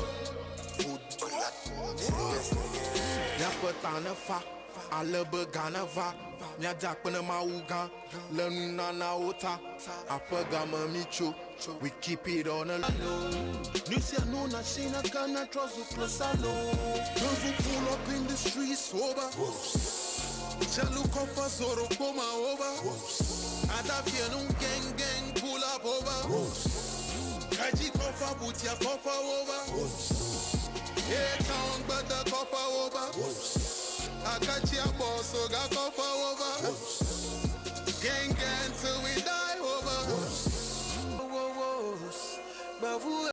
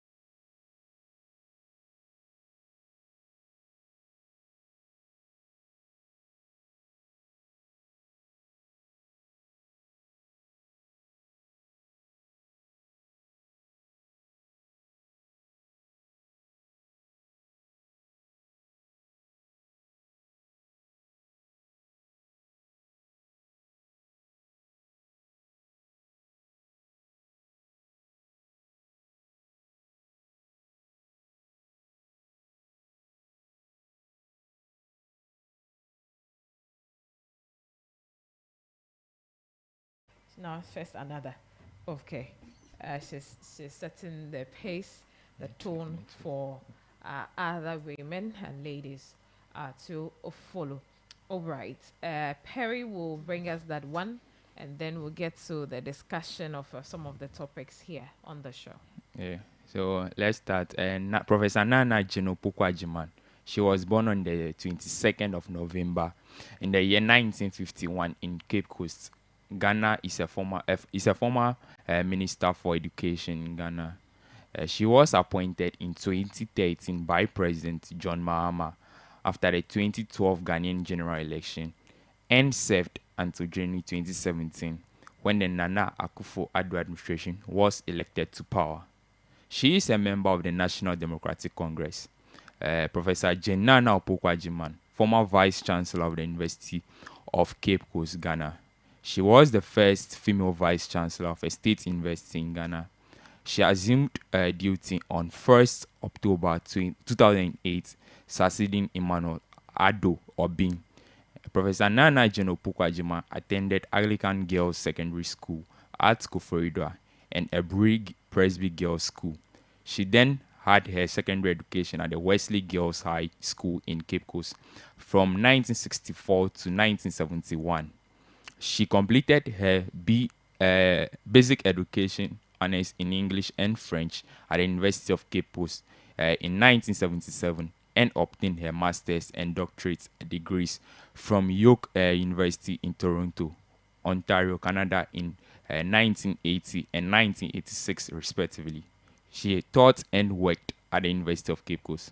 Starting in the year 1986, she has held various academic positions, including the head of the Department of English, Dean of Faculty of Arts, Warden of Adenshaw Hall, Valco Trust Fund Postgraduate Hostels, and Dean of the School of Graduate Studies and Research. Since 1997, she has held the position of Academic Director of the School for International Training in the History and Cultures of the African Diaspora. From 2008 to 2012, she was the university's Vice Chancellor. In March 2007, she was one of 5 scholars selected to deliver presentations during the 200th anniversary of the abolition of slavery at the United States Nations headquarters in New York City. In October 2009, she was elected Ghana's representative to the Executive Board of the United Nations Educational, Scientific, and Cultural Organization, that's the UNESCO. Ahead of the 2012 general elections, Professor Jenana Opoku-Agyeman moderated the debate with Kojo Oppong Nkrumah. Between February 2013 and January 2017, she served as the Education Minister of Ghana. Opoku-Agyeman has been honored with honorary degrees from the University of West Indies and Winston-Salem University. She also received an award for global leadership from the University of South Florida in Tampa. So that's it. A brief autobiography about the Vice President, Professor Jenana Opoku-Agyeman there. Okay, that's great. Yeah. Thank you, Perry, for bringing us that brief profile about the woman we've been talking about for some time and now. All right. Like I said from my prelims, Echie Godo Adwa, we're still having people talking about that.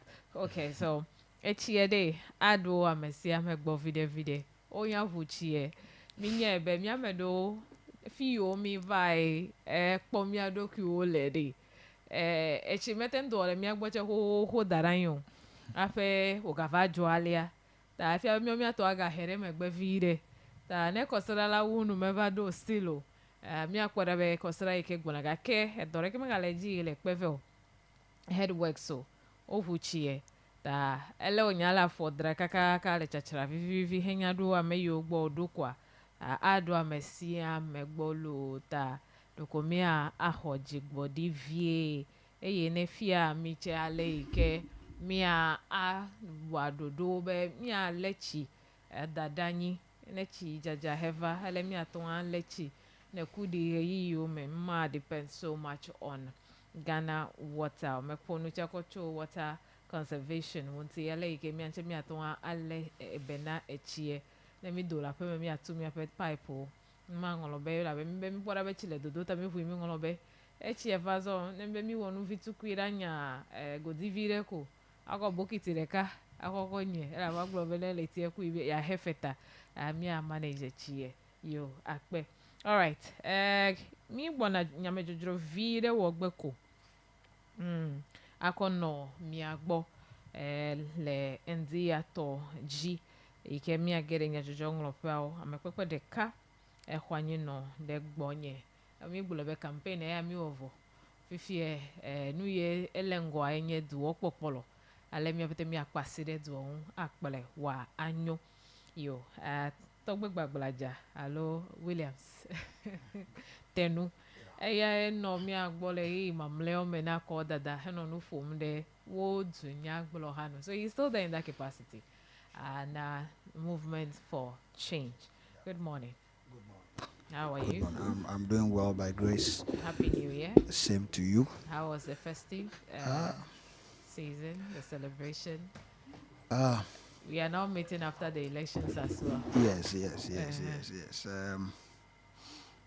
By God's grace, we've been able to celebrate it, regardless the financial constraints that we face. But in all, we want to give thanks to God for His sustenance, for His protection throughout the festive season. And this morning, I want to also use the opportunity to say a very good morning to everyone listening to us this morning. And I also want to wish everybody a happy new year. And we pray that God Himself will run this country through the new president, His Excellency John Dramani Mahama. And we pray that God will give him the grace to listen, the grace to understand whatever Ghanaians are saying. And at the end of the day, God should also direct him to do whatever we say. So that is it, basically. All Sure, right. sure. Okay, so now there's nothing like my party. This all that we need to do is just rally behind Sure.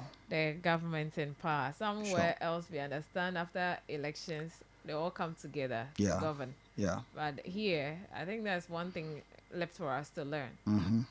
Whether you are in the majority or the minority, it's still Sure. the nation building agenda. Sure. So how do we make it better and not to bring any divisiveness?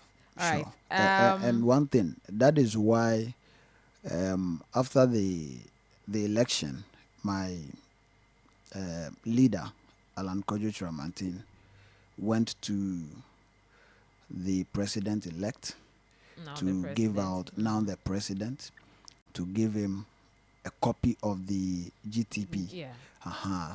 I know very well that the GTP as a document in itself has a lot of things that can help Ghanaians, a lot of policies that can help us. That's why I'm saying that if this current president, His Excellency John Dramani Mahama, will sit down and look at all these things, go through some of the documents given to him by other, even he can pick the NPP's policies and look at the ones that are good, add it to his. He shouldn't say that because this is my party, we have won the election, so we are going to do what we like. No. Let us come together and build a better Ghana for everybody. So that is it. All right. Sure.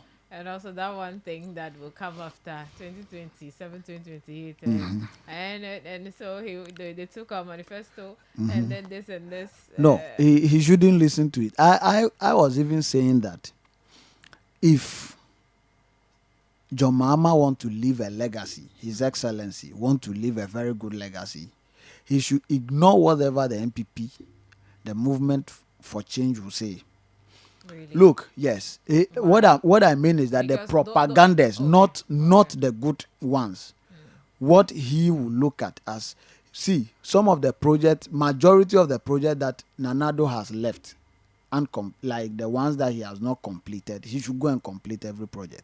And that he said that they will do that. Yes. It was possible. And Ghanaians, they are not going to introduce new, projects. But sure. Making sure that they complete, because Agenda 1 cannot be hanging for That's long. That's it. And Ghanaians will be very happy. They will be very happy. See, John Mahama should not do. Complete the National Cathedral? That one is Nanado's personal promise. So if Nanado can come and complete it by himself, nothing stops him from. Inaugural speech. He said quite a few things. Sure. Yesterday, all of them were not new. Not to say he was saying something new outside what we have heard before, but re-echoing what he will be doing for the Ghanaian people. We'll touch on the message to the business community, where President John Dramani Mahama has reassured the business community that Ghana is ready to welcome investments, promising to create a business-friendly environment that fosters growth and prosperity while maintaining the country's position as key player in the global economy.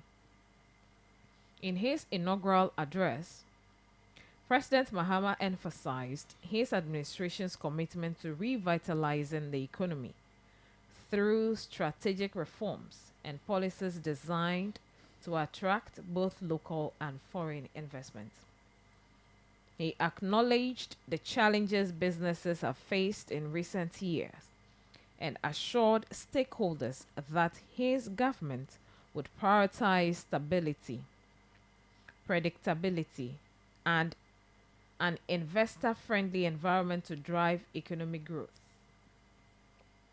And to end it will be his own words here. To the business leaders and entrepreneurs, I invite you to support this new model and join me in shaping a business environment where utility thrives and fruits of your investment contribute to the collective welfare of our nation. Your role in driving our economy forward cannot be overstated. Your innovation and dedication will be the backbone of our success story. I pledge to you that we will look at the tax regime and rationalize it so that it is more transparent and fair.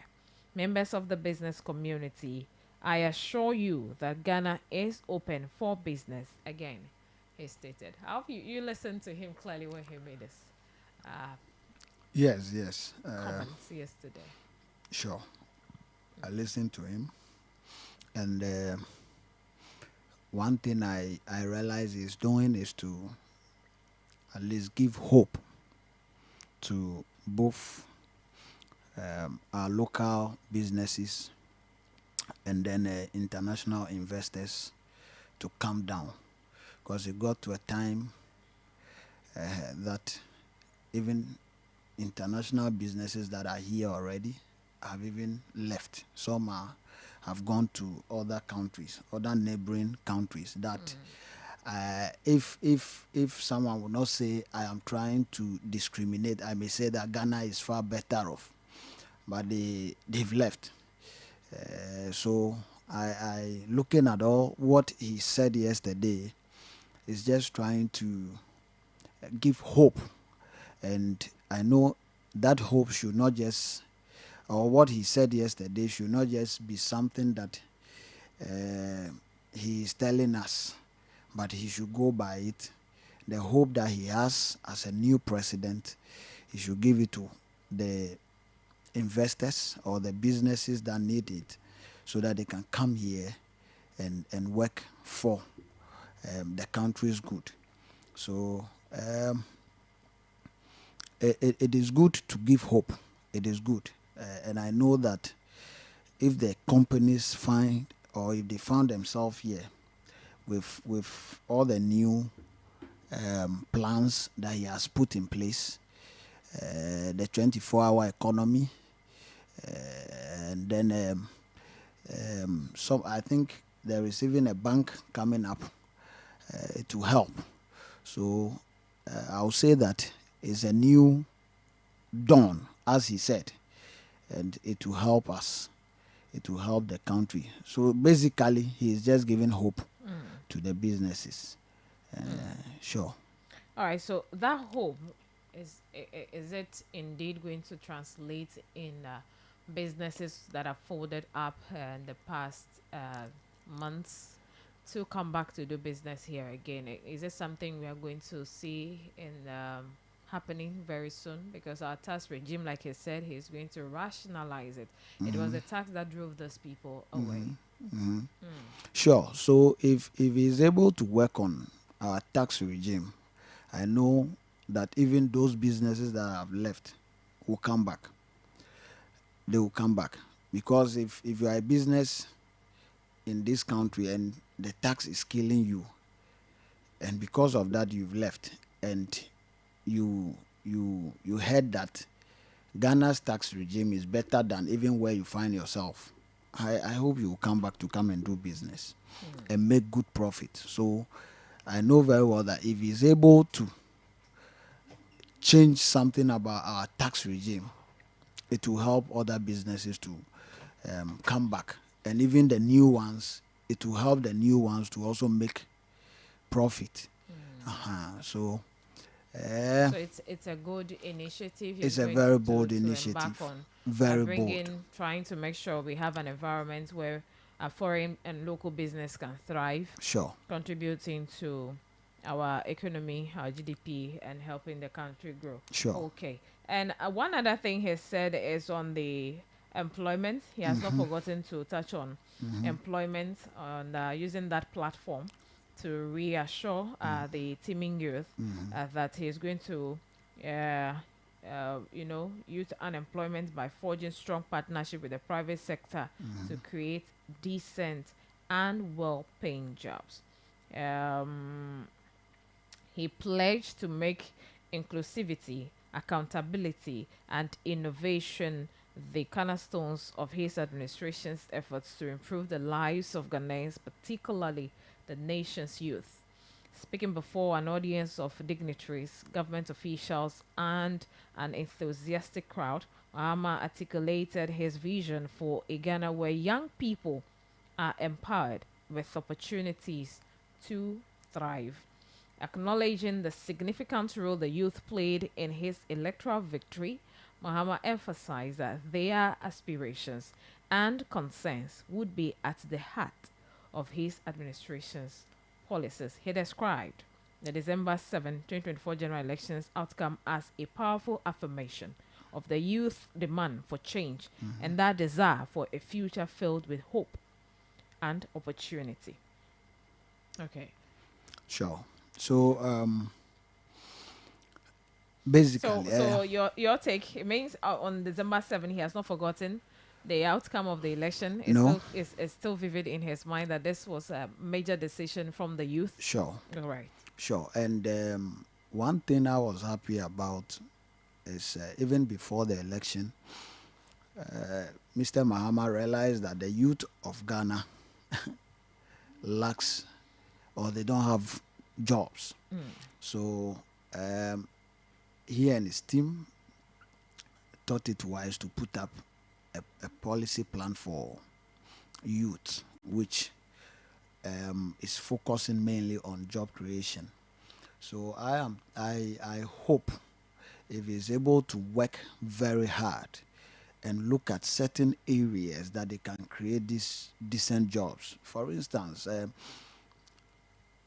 the main policy is the 24-hour economy. If we're able to look at this policy very well and implement it very well, it will create a lot of jobs for the youth. The trade shift, whatever, it will give a lot of jobs. One job, 3 shifts. Yes, 3 3 people. It will give a lot. So if the 24 hours, if we should do the calculation right now, you see the number of people that will be working within a day. So I think the employment issues, if he's able to target certain policies very well and implement it well, it will create a lot of jobs, and that will give him how will I say, it will help his legacy, because we are looking for jobs. The youth are looking for jobs. We are looking for decent jobs that are well paying, jobs that will give us. Do we have specifics that we want him to create this as a job, or even if it's farming, and then there is something on it that at the end of the month I'll get something. I'm sure the Ghanaian youth of today will be willing to go. Yes. Work on the farms. Yes. Dirty themselves for the money. The youth are ready. The youth are ready. For instance, 2015, I said this before, the Youth Enterprise Support Program, that particular program, it gave a friend about 30,000 that time to set up a poultry farm at Hohoe. They went to the Flagstaff House, and Mr. Mahama gave them the money, check. So I'm saying that it is not, see, we all cannot work at the government sector. If the government is ready to set up a fund for the youth, bring a viable proposal or business plan. Let us give you the money. Let's monitor your project. That one alone will create jobs. So let's say the cook kitty. It's a very good. It's a very good. Going in for the kitty. It's a very you good. Have your pen. That is it. Look for it. The that feeding, is it. And then the feeding too. They have a plan for it. That for some time they'll be providing you with feed. Sure. You see, the pens issue, Mr. Mahama will not come and put pens down for you. You brought a business plan. This is viable. Let's give you the money. Start with the day-old chicks or whatever. Get your pens. But he is just trying to cut the thing because it's a campaign platform. So let me just say, and I've been saying that the MPP, every member of MPP understood every policy the man brought. I'm not trying to go back to the campaign season, but I'm just explaining certain things. It's only, you see, we are only engaging in, or they were only engaging in political propaganda. This is a good policy. The youth are looking for funds to start a business. So if Mr. Mahama thinks that we'll set up a fund like the Youth Enterprise Support Program, bring your business plan, let's give you the money, whether it is a Kukon Kiti or it is piggery, you want to rear goat, whatever. Fishing. This is a good policy. And that one alone will ease the burden on government. Are you getting it? I will not accept another scam creation of job like NAPCO. Because at the end of the day, NAPCO, the people are owning NAPCO. At the sustainability. Sustainability. If you are creating jobs and it's not sustainable, farm, at least you're yes, going that to is people to that is you. it. And I am the I'm the boss. The way I'm looking at it, that if I sustain this business, I will continue to get my money. But this one, after 4 years, if they create another job like NAPCO and the NDC is not there, they also leave another money down. Now the NAPCO workers, they have not been paid. Before this government, the past government is gone. They haven't been. The money is still there. They will tell you. If you open the line, some of them will call and tell you that we know they have not been paid. I think it's 1 year or so. You see the thing. So it is not good. We should stop these things. Let's create sustainable jobs for the youth. I would prefer 100 times. I would prefer the Kukon Kitin to NAPCO. Okay. So we have apprenticeship program. Very good. Startups will be given very to you good. After your very training. good. Very good. Look, my fitter, the one who repairs my car, if they start this apprenticeship and he apply and they pick him, at the end of the day, he is impacting knowledge into somebody, and then the government will also be helping. Are you getting it? They'll be helping him. I think I learned they said they'll be giving them something small. Yes, for the startup. Sure. Now, after training the people, you give a certificate. They will give. So you see that everything, these policies, if the NDC should run these policies well, I'm telling you, it will be hard for any government to compete with them. You know, we are people who abuse things, opportunities. How best would you want them to? All right, before you touch on that, let me introduce our brother here, so that we have another gentleman joining. First time meeting him in the year. First I'm going to meet all of them in the year. Foster and Nani. Good morning. Good morning. When did you come back from Accra? I came back yesterday evening. Wow, Accra 4. Yeah. It's written all over. Okay, Happy New Year. Many happy returns. It's my prayer that this year brings a lot of success to us. This year, we hope we will see the good things that the Lord has in stock for us to start to manifest this year. That is my firm belief. And also, I want to use the opportunity to wish our listeners a Happy New Year. I think today is the first time I'm speaking to you or speaking through your airwaves to them. So I want to use the opportunity to say Happy New Year to them. Also use the opportunity to thank our listeners, most importantly yourself, our colleagues at the other side. They have made this competition a very keen one, very competitive, and sincerely we're on our toes, trying to let Ghanaians know exactly what we have in store for them. They have made it so friendly and very competitive, and we appreciate them for that. But also to our listeners, all those who voted for us, the NDC, we thank them so much. It is our firm belief that the trust that they have in us will put those things into use. We believe in them. Yesterday, President Mahama said that during his campaign tour, he has used the word hope. He's giving us hope. So they should have that faith, the faith that they had in the NDC to vote for us. We'll also put it into use. We believe strongly that things will work, but it will take some time. They should give us the time, believe in the NDC government, President John Dramani Mahama, and things will get better. The youth of this country, we are giving you people hope again. Things will change.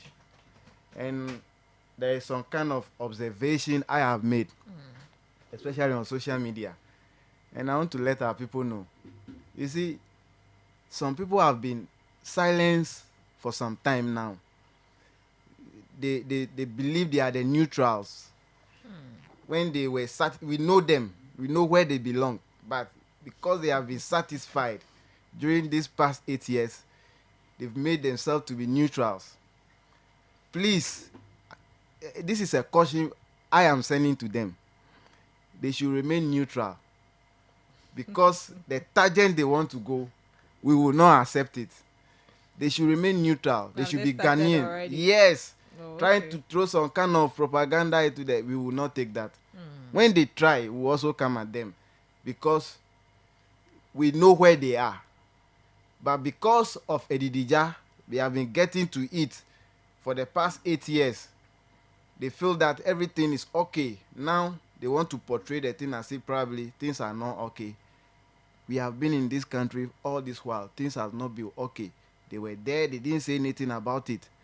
So they should remain in that corner and give President John Dramani Mahama and our very first female vice president the opportunity to rule this country, give Ghana hope again, not to come and try to change the narrative. Thank you.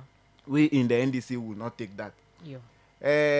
I will not end this by trying to appreciate our constituency, branch, regional, and then our national executives.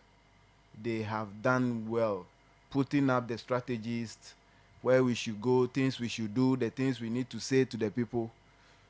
They have done very well. All those who have been on the campaign trail with us, going in and coming back, our families, we say thank you very much. Our colleagues,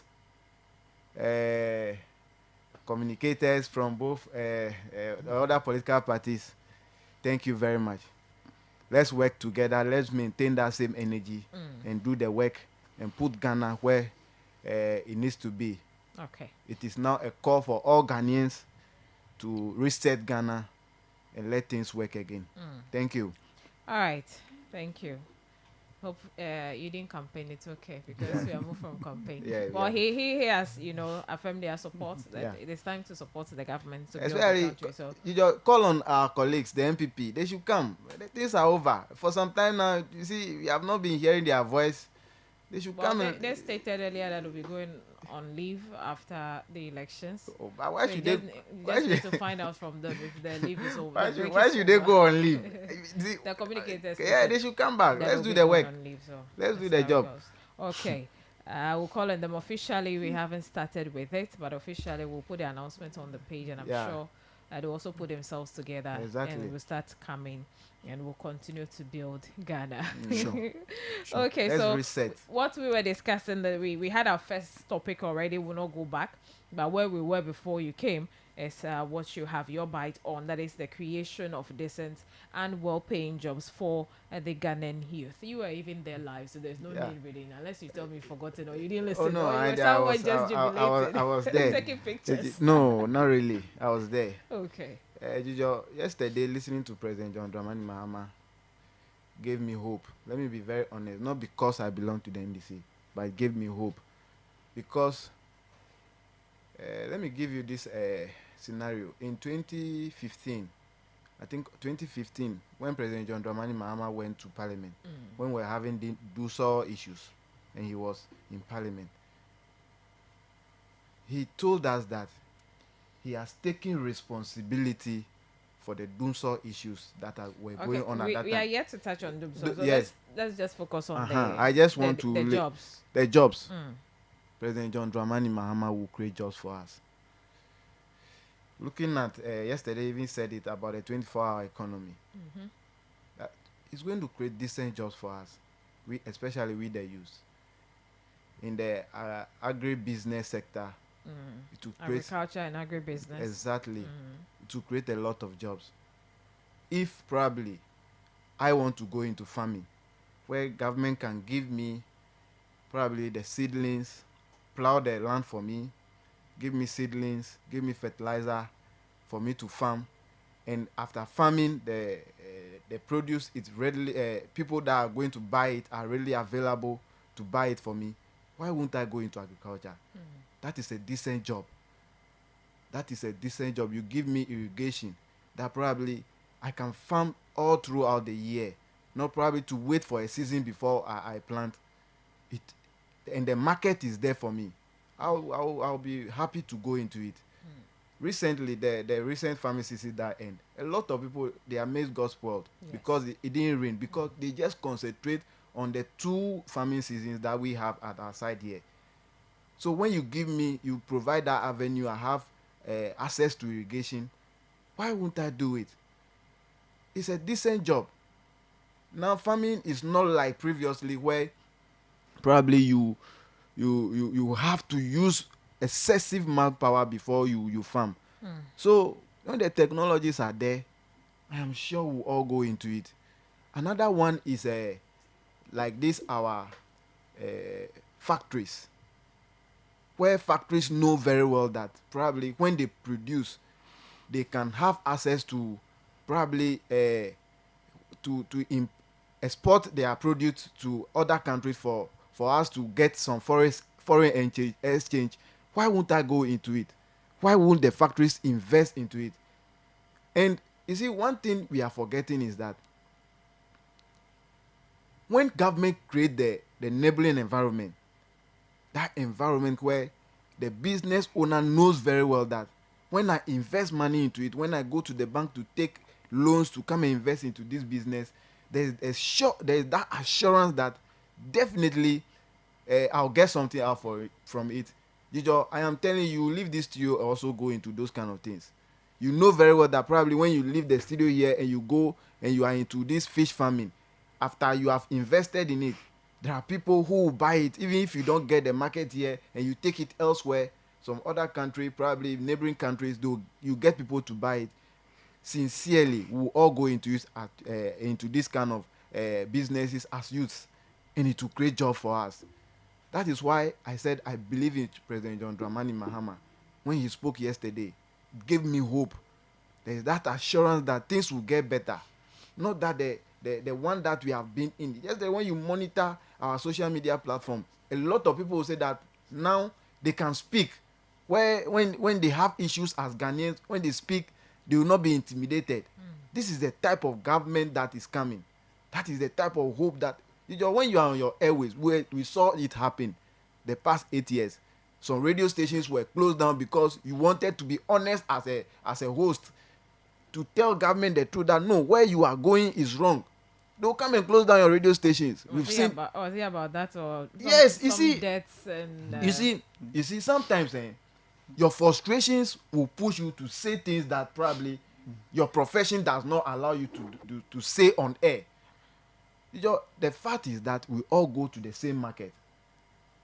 When the resources you were having previously, you take it to the market now, you can't get exactly what you have been getting previously. When you come on the airwaves, you want to you let your frustrations out. Are you getting me? Those are some of the things. But now we are in this country, 2016. Journalists will say a lot of things. They insult President John Dramani Mahama. He does not care. That is criticisms. You have to take it, sit down and analyze yourself. Where I am going, am I doing it right? That is what makes you a person. That is what makes you a good leader. So that hope has been given to us again. Me as an NDC communicator, when I come to your studios and government has done something wrong, my party in government has done something wrong, I am telling you honestly, Dijo, I'll not be a hypocrite. I'll tell you. I'll tell them. I'll tell my people who are heading us, I'll tell them that no, President John Dramani Mahama, where you are going, the Ghanaian people are not happy about it. That kind of hypocrisy will not happen this time round. We need to be very honest with the people. What is happening, where we have gotten to, this is where we will go next. That is where the people follow you. That is why they have hope in you and believe in you that probably you are sending them somewhere. But you don't even allow the people to say, to pour out their frustrations. It will not help you. That is what we have been through for the past 8 years. And now I can tell everybody, when you see us, my colleagues, those who will be being... Now you have digressed a bit, do you know that? I know. But I'm just telling you something. I'm just speaking about hope.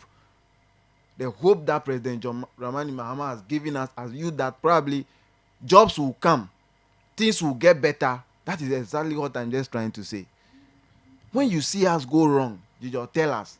That is what makes us a good government, not as what we have been through for the past 8 years.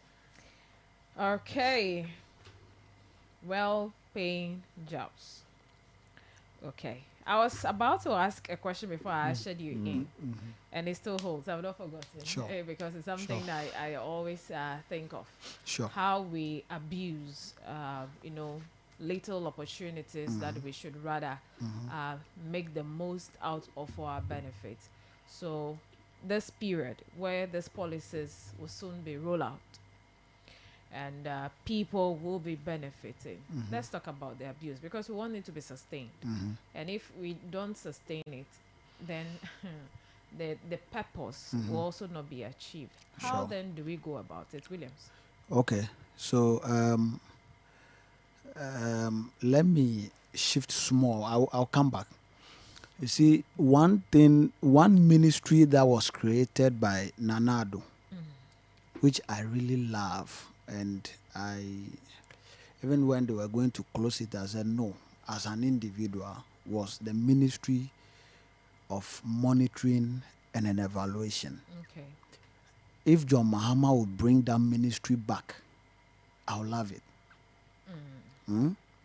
See, there is one thing my field, I do. So you want us to have I'm a social worker.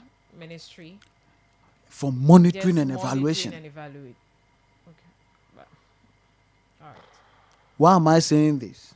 That ministry, that particular ministry, will monitor every government intervention, more especially the social intervention. Because if you look at the money that goes into these social interventions, it's huge. And we must do very well to monitor everything.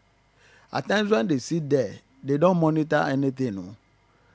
This sustainability you are talking about, the NDC, they'll come right now. They'll say that you are MPP, you are Movement for Change. They know us. They know They know your us. faces. They saw Yes, your, they the know campaign us. trails. So even if you qualify for the thing, they won't give it to you. Is that an assumption? Or you, It is something the MPP has done it. doesn't mean you're also going to do it because They can those are do the it. Things And you see one thing it frown at and yes, voted and the one thing NPP it does, one thing that kind of attitude does to us is that we give the things to those who are not qualified or those who should not get it. Yeah. Even though you qualify for it, but because you are not part of They know us, your affiliation, your background. we won't give it to you. And these things, it does not bring any sustainability. The NPP has done it. That is why you could see that majority of our policies have failed. Are you getting it? So I am saying that for us to sustain these things, we must not overlook monitoring, and we must not evaluate every step we take. We must not, or we must. We must not overlook Okay, evaluation. of Every step we take. Of every step we take. But evaluations are periodically. We do those things. Everything we do, every implementation comes with time frame. Are you getting it? So if we have first quarter for disbursement of funds into the thing, second quarter we must do evaluation and monitoring to look at how best the people we have given the money to, how are they running the project, how are they doing the things. This will give us, it will help us to sustain. But at times we just throw the money, we don't care how they use it. For instance, yes, people are being paid. Sure. Like for the masters, maybe government would have to pay for something, and then the money gets to the account. They won't follow. It's stuck in someone's account. 2020 election. This institution, is it GEA? Ghana Enterprise something. They gave money to. I even applied for my fitter. He took the money. I think they gave them 1,500 at that time. They were giving people. They said market women and asked me whether they have paid their money back. The individuals have not paid their money. A person has not been paid back. It's because it was given to party people. I learned that money. I learned that money was COVID funds. Yes, from COVID-19, some monies were given to business. Sure, business people. That is it. From Mastercard Foundation. The first year they will not pay anything on it, no interest. The second that year is they it. start paying. That is it. It is because it has been given to party people. How ask me whether they have even given the money for the intended purpose. It's for business. What business? Fine, a fitter is also a business person. At the end of the day, something will come and he will pay back. But ask me, is there any monitoring against it? Are they retrieving our monies back? So if the current president also gave us money and he is not following, then they should tell us they are giving us grant. Then I know that for grant, if I take it, you won't follow me. Are you getting it? So this wastage, all the time you see that we are just wasting money for on the same things, and it is not helping. So the policies to help build sustainable jobs, as you are saying, that yours is to get the land, they'll come and plow for you, give you the seedlings. When the MCs and the DCs assumes office, now then those equipment will now come in. Exactly. I've forgotten the name for it. You had a policy name for it. Where you go, Youth all those agriculture. No, for the equipment, there's something center where you go for your equipment, and then they'll go and plow the land and take care of your land for you to farm. So they should listen. The NDC should listen. At the end of the day, we all voted for John Mahama. whether you are MPP, Movement for Change, we all voted for him. No, that is how the man should take it. Yeah. Because without us, he won't win the election. So there are DCs who thinks that maybe they know people at the local level, and that when we come, we are coming to stigmatize or discriminate against Ghanaians. I won't say people. Let me say Ghanaians. They should stop it. Okay. We all qualify for So it. to curb their abuse, we need a serious monitoring and evaluation. Sure. Of every step of the way. That is it. Okay. Let me just come in. For me, let me be very honest. Creating a whole ministry for monitoring and evaluation is something I don't agree with. Okay. Because let's say with all the policies that probably will be going into, they will be under ministries like this planting for the youth in agriculture.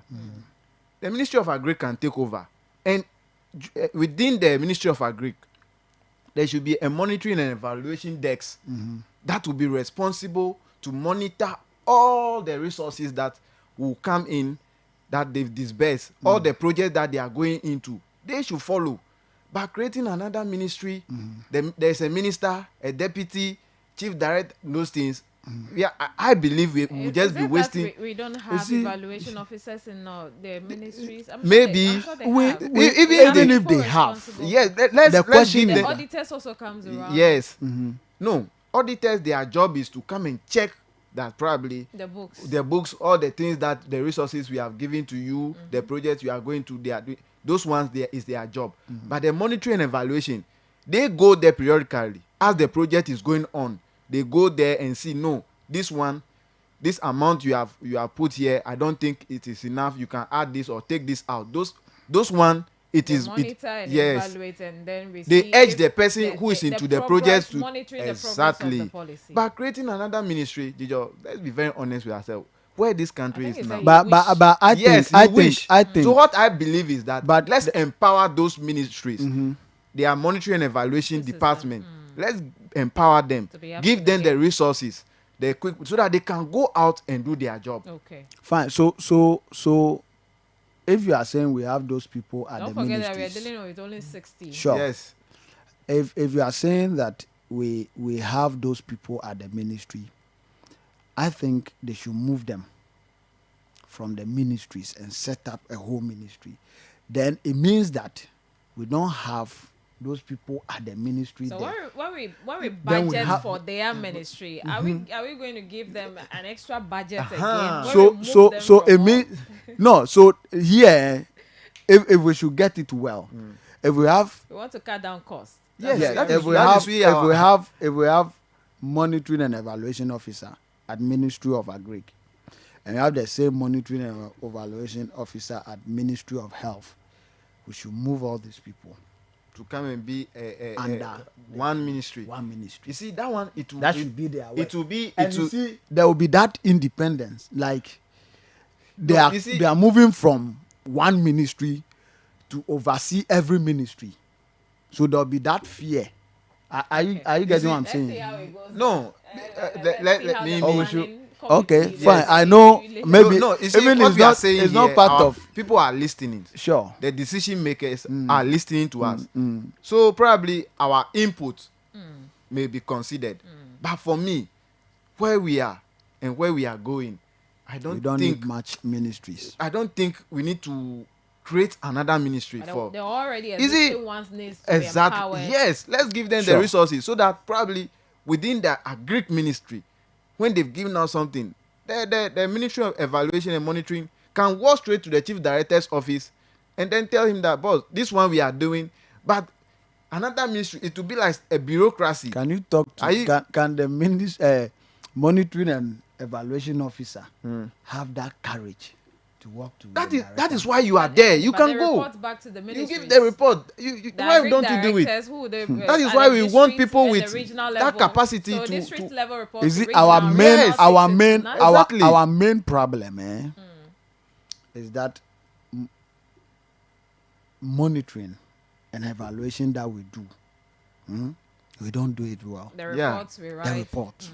We lie, and you see, at times when we talk about President Akufo-Addo, at times I have pity for the man because they don't allow him to even. They don't tell him the truth.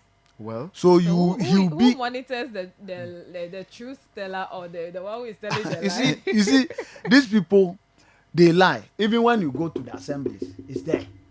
The engineers. Okay, so there is this thing that's happened at assembly level. The 2023 performance evaluation reports of regional coordinating councils and the metropolitan, municipal, and district assemblies was out last year. Sure. So all of these things we are talking about at these levels, they do it. Yeah. And then they rate them per the evaluation we've done. Your report, do you write minutes? Do you write reports? And in the report, are you telling us exactly what is on the ground? That is it. So when I took my time to read this report, and I realized that some things goes on the ground. Just that these things don't come to the public domain sometimes. That's it. So the rankings are done. These are the criteria used because I was not prepared to discuss it. It's this, your input that brought it up. Like I would have just. It's a whole lot of. It's a whole document that I have, a very long one. But I was careful. I carefully went through. Even though Volta was topping for the RCCs, Volta was number one. It means they were they did the diligent work. The work by giving reports. Other things were in there. Yeah. So it means that we just need to empower those ministries the to evaluation do the job. Departments to do more. So they live up to, because they are checks. If they tell us truly the true reflection of what they go to see at the various offices in the books, your report to the head. I am sure the various offices which will sit up and one be a donewa IEG and we ourselves as youth, we must also be our own monitoring and evaluation officers. Let's take it away a bit from only the job creation. They should not be corrupt. Yes. And when they go there, we should what they've said. Sure, we should even take it a bit away from the job creation and look at even the capital projects that the government will be implementing within our communities. We, the youth, we must be involved in it. Yes. Because over the years, this the quota that they say first quote, that is what we see, and we don't talk because and those things. So it depends on the road. Yeah, the activity on the road, the vehicles apply the road. That requires for a first quote. No, but at least that one alone, for me, I don't believe is the best. You see, we don't have money as a country. So if we want to do something, let's do the best at once. At least. So that it will take some time before it deteriorates. So if it's just a walkway, like... if it is a walkway, do it and do it well. Even this road, so when you last for long. When you get to, is it the T-junction around the one that will take you to the assembly? Yes, the street there. That road. Yeah. At least it is not that long. At least let's do it to last. 20 years, it's okay. It's still there. And we, the youth, we must be ready to start speaking out. Otherwise, we'll be going back. Today, those who are our leaders, somebody like the former president and then the former vice president, even if they don't work for the rest of their life, they will not suffer. We, the upcoming ones. So, I will say that President John Mahama has given us the hope. Let us also stand up against certain things that this government will do that will not go well with us. Let's stand up and talk. We shouldn't say that because Nanado did not ask us to, or were restricted from speaking. So if John Mahama comes, we shouldn't speak. No. We'll criticize. It's not like we are against him. Yeah. We'll criticize. We want to shape in his governance. Are you getting it? So for us to reduce the abuse That was what you mentioned earlier. Let's look at the monitoring and evaluation very carefully, and also look at the discrimination within the party lines. All We right. should reduce it. Sure, that will help us. We have a lot ahead, Yeah. and these processes will be keenly monitored. Sure. Especially the ones that will take off in the municipality, the Volta region, but most importantly, the municipality, because this is where we are. Yeah. We're making sure who benefits, who are benefiting. Are they qualified to benefit? We know the criteria and what you need to bring for you to benefit from any of these policies. Sure. So we'll end it there. Going forward, we'll be having specific discussions on some of these things. We'll Sure. take them out. We'll take extensive look at them, so we all have a better understanding going forward.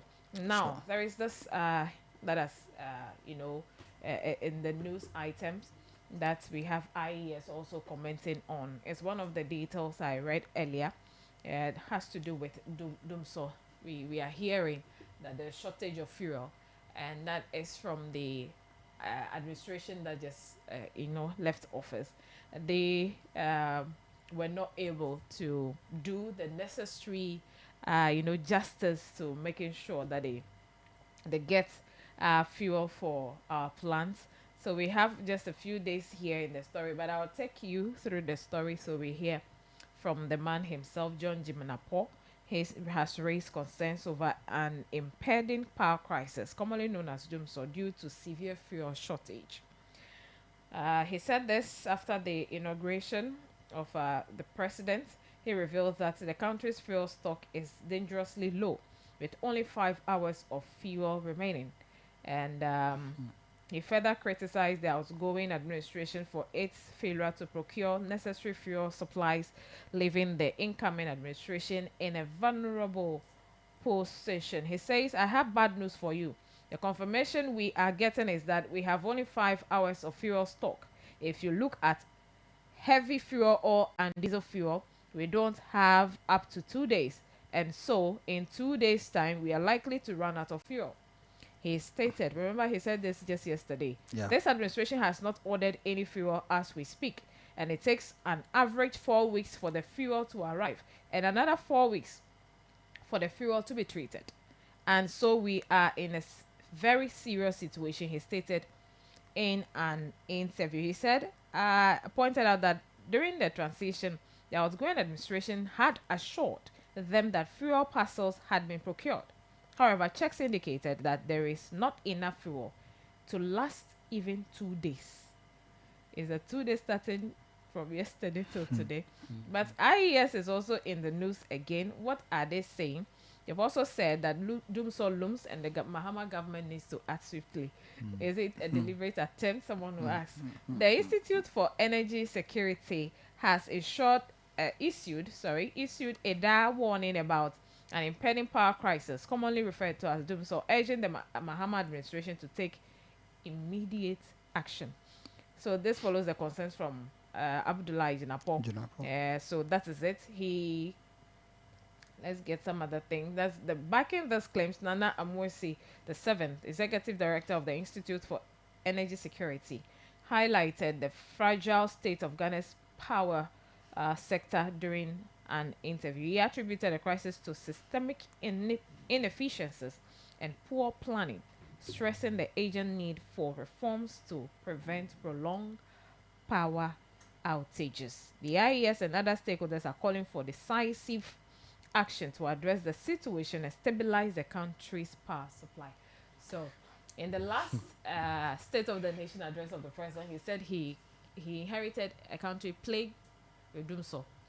They have kept the lights on, and he's leaving behind a Ghana that is working. So, just a few hours leaving office, this is what we have. This issue, this time, we are not going to be hearing those kind of lies again. We'll tell Ghanaians the truth. What is there, we'll tell you. This is how it is. This is how we'll go about it. But the fact is that I want to give our people hope. The light will not go off. President John Dramani Mahama will solve the problem. But the fact is that this government has not bought fuel, and if care is not taken, we might. But the fact is So that it means they are aware of the situation. They are aware. and assured that they are going to take care of it, and had nothing about it. So even going before that one, when he was his last State of the Nation address, when he was saying that he has solved all the Dunso issues. When in this country, 2015, 2016, there was Dunso, but President Mahama solved the problem before he left government. That is a fact. We all saw it. And as we speak now, before yesterday, when the reign of power was given to President John Dramani Mahama, some part of this country were going through Dunso. So let's be very honest with ourselves. We have the then government was owing the a lot of independent power producers. exactly our own Togwafede. They were owing him. They were owing him. He So came has out to cut complain. supply, Yes. shut down and came So back again.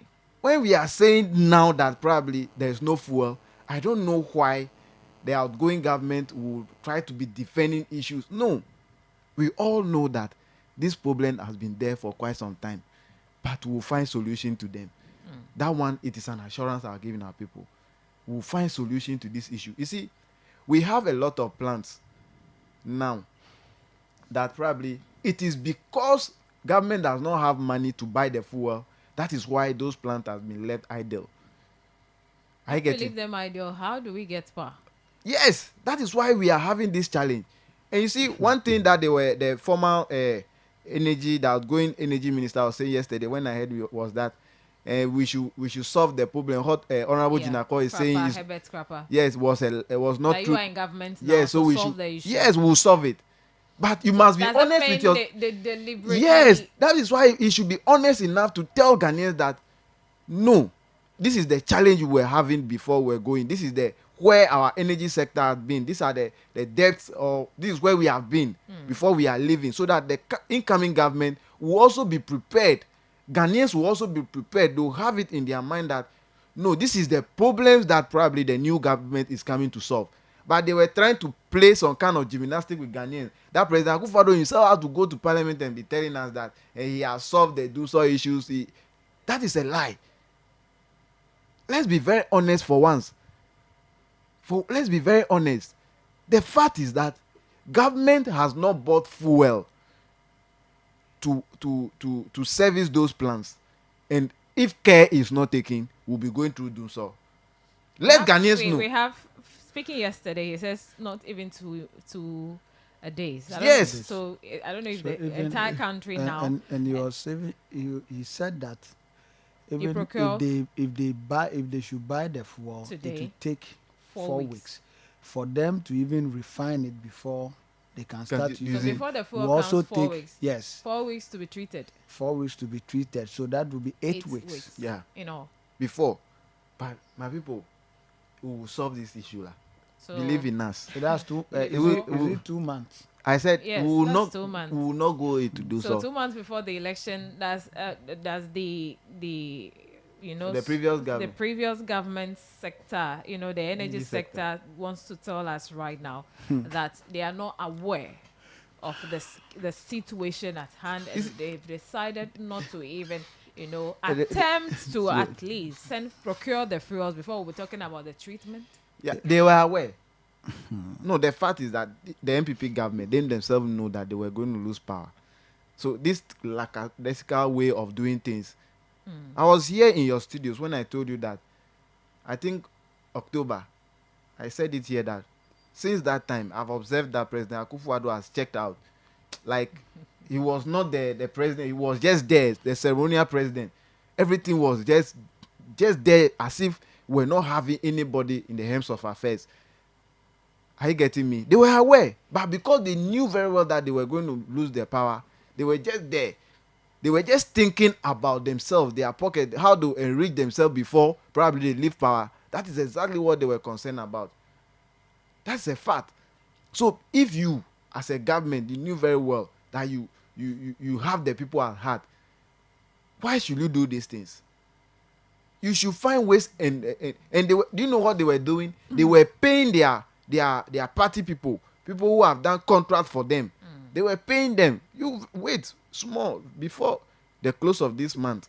You'll be hearing things. The judge will be giving you people documents. The things that this previous government has done. We will be giving you people documents to see it. The ones that they were hiding. Very soon you will see it. You haven't accepted those They are there. We will bring it. Is it now. Is it You see, by the work of oral? Oh, oral too is working. Some of us at the grassroots too, we are working. We have our intels within the assemblies, and then there are regional administration. We have our intels there. We'll be bringing out documents. You see, some of us were scared of how the previous government were, when you want to speak, they'll try to gag you and stuff, use the state institution, the security agencies against you.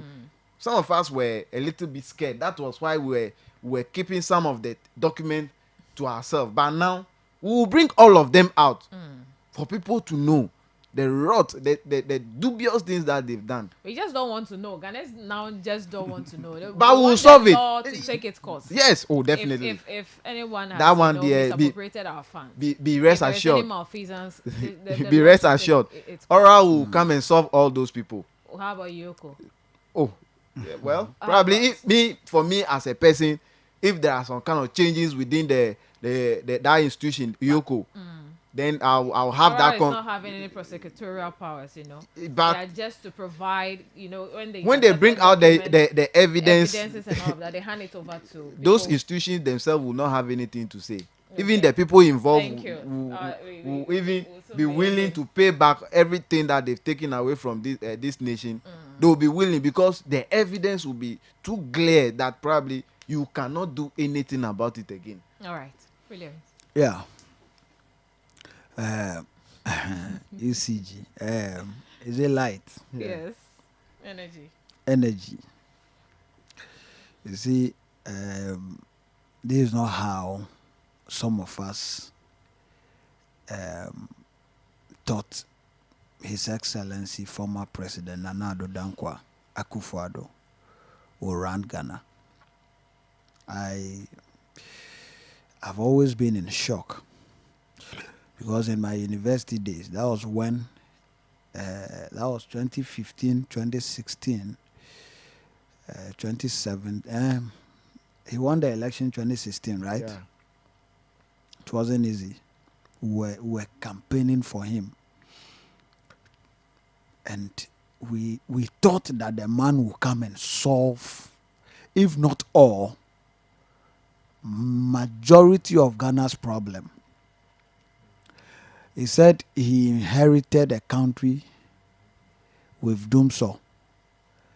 And now you are living. You have also left Dumsor. And this is a dent on his legacy and his credibility. It is so bad that they are leaving power with.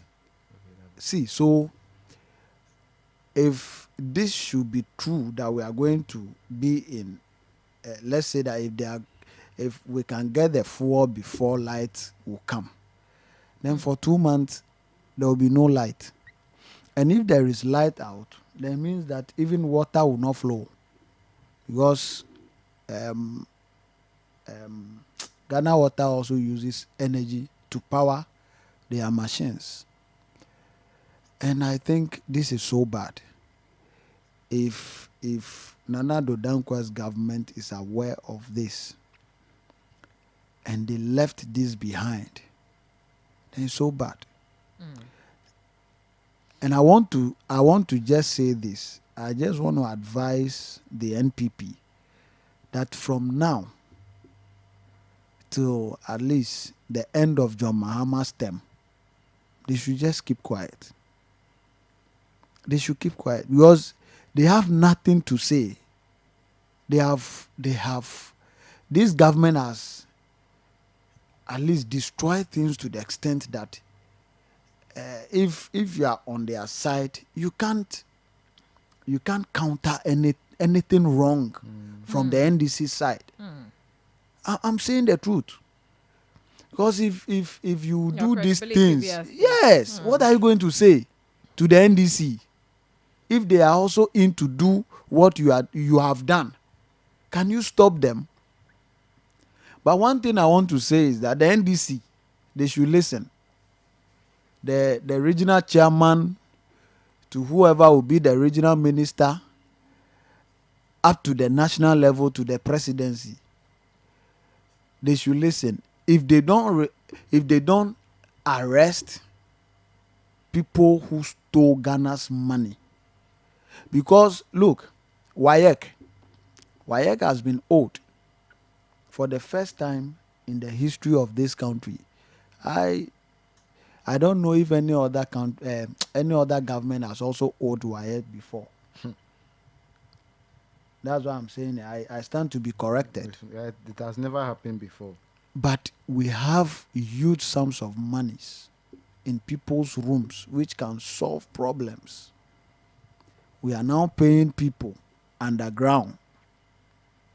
President is requesting for money for an operation we know nothing about, which can pay even WAEC. But the NDC should learn from all these mistakes made by Akufo-Addo and Bawumia. The NDC should be a very good learners. They should learn from these mistakes, or else Ghanaians will be so much disappointed that they can even hand over the country to the military. Because the NDC is our... No, I'm coming. The NDC is the last hope. I'm telling you. Nanado was our last hope, and he has failed us.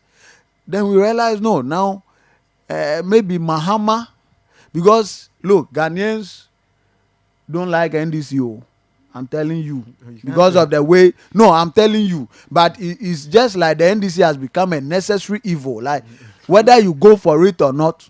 No, you see, that is why I disagree. We cannot. I'm coming. We see. I'm coming. I disagree with you on that one, because listen, we have the NDC too has done so many things. When we compare President John Dramani Mahama's tenure, the 4 years, to what the 8 years that President Akufo-Addo has been president, let's be very honest with ourselves. There were no corruption issues, but the way he tackled it, President Mahama, who tells you that under this current government there will not be corruption issues? But it depends on how you handle the issues. That makes you a leader. The problem is we are not going to. It mustn't even happen. It's so sad. You see, it must be dealt with so all. That is why President Mahama said he is coming in a code of conduct for his appointees. That one alone is a standard. When you go below or above that standard, you don't want to work within that standard. I think he made mention of accountability. Exactly. If no one will be arrested in the MPP, not Ken Ofori-Atta. No, you see, I'm saying it. Yes, listen, it will happen. And Cecilia Dapa, it will happen. People, those people will all be punished for their not punished. They should be arrested. You see, look, if they're arrested, have that confidence. Yes, once you, yes, if indeed it will. They will pay. They should be in jail. They should be in jail and be paying. You see, it will happen. Because it has happened before. President Mahama has shown that kind of leadership before. If President Mahama does not arrest one person in the MPP, Ghanaians should vote against the NDC 2028. I'm telling you, it's just like you are just trying to jump the gun. Let me just come in quickly. No, I'm not jumping. Yesterday. One, economic restoration, stabilization. We have improvement of business environment. The last one is governance, constitutional reforms. The fight against one is the fight against corruption. Accountability, the fight against corruption. That is what I like. We will do all those ones. Just have that hope in us. Because the person has done it before. President Mahama's own friend, he said it himself, Abu Gapele, was punished. President Mahama himself punished him because of corruption. If you can do that to your own friend, your childhood friend, why not a political opponent? Right. It's just like it's just the beginning. Medre like you want to, but at the end of the day, it's affecting Ghanaians. Elamesa. You just give us the time. Things will get better. Sure. Just have that confidence in them. We can say. And the heat now, the heat outside and even in the rooms. If you don't have myself, I don't have a condition, so I'm going through the heat waves. It's not easy. Okay. Even in the night. Let's also stop cutting down the trees. Sure. Let's plant more trees. Let's stop burning our bush and quite a number of things. There are human activities that is all contributing to the heat That's we are it. experiencing, and also the rising in the sea levels. Sure. And all of that. So all these things continue to live with us.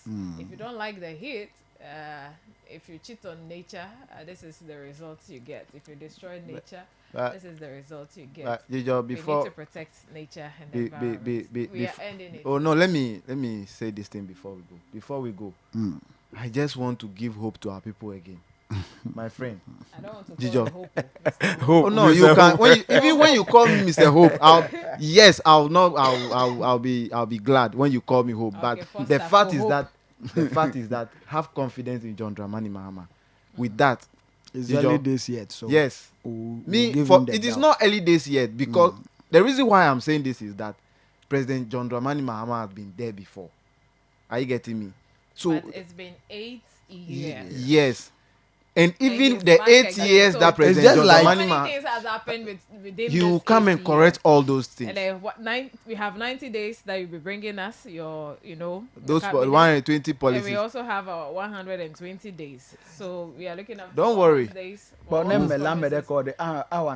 all politicians are the same. And we are not the same. Okay. And you are planning it together to be breaking Ghana down. Thank you. The conversation continues. Thanks to my guests this morning, Foster Anani, William Stenu. They came with us and we had this fruitful discussion. Of course, we'll still be activating the phone lines on our shows, but not today, so we did not do it.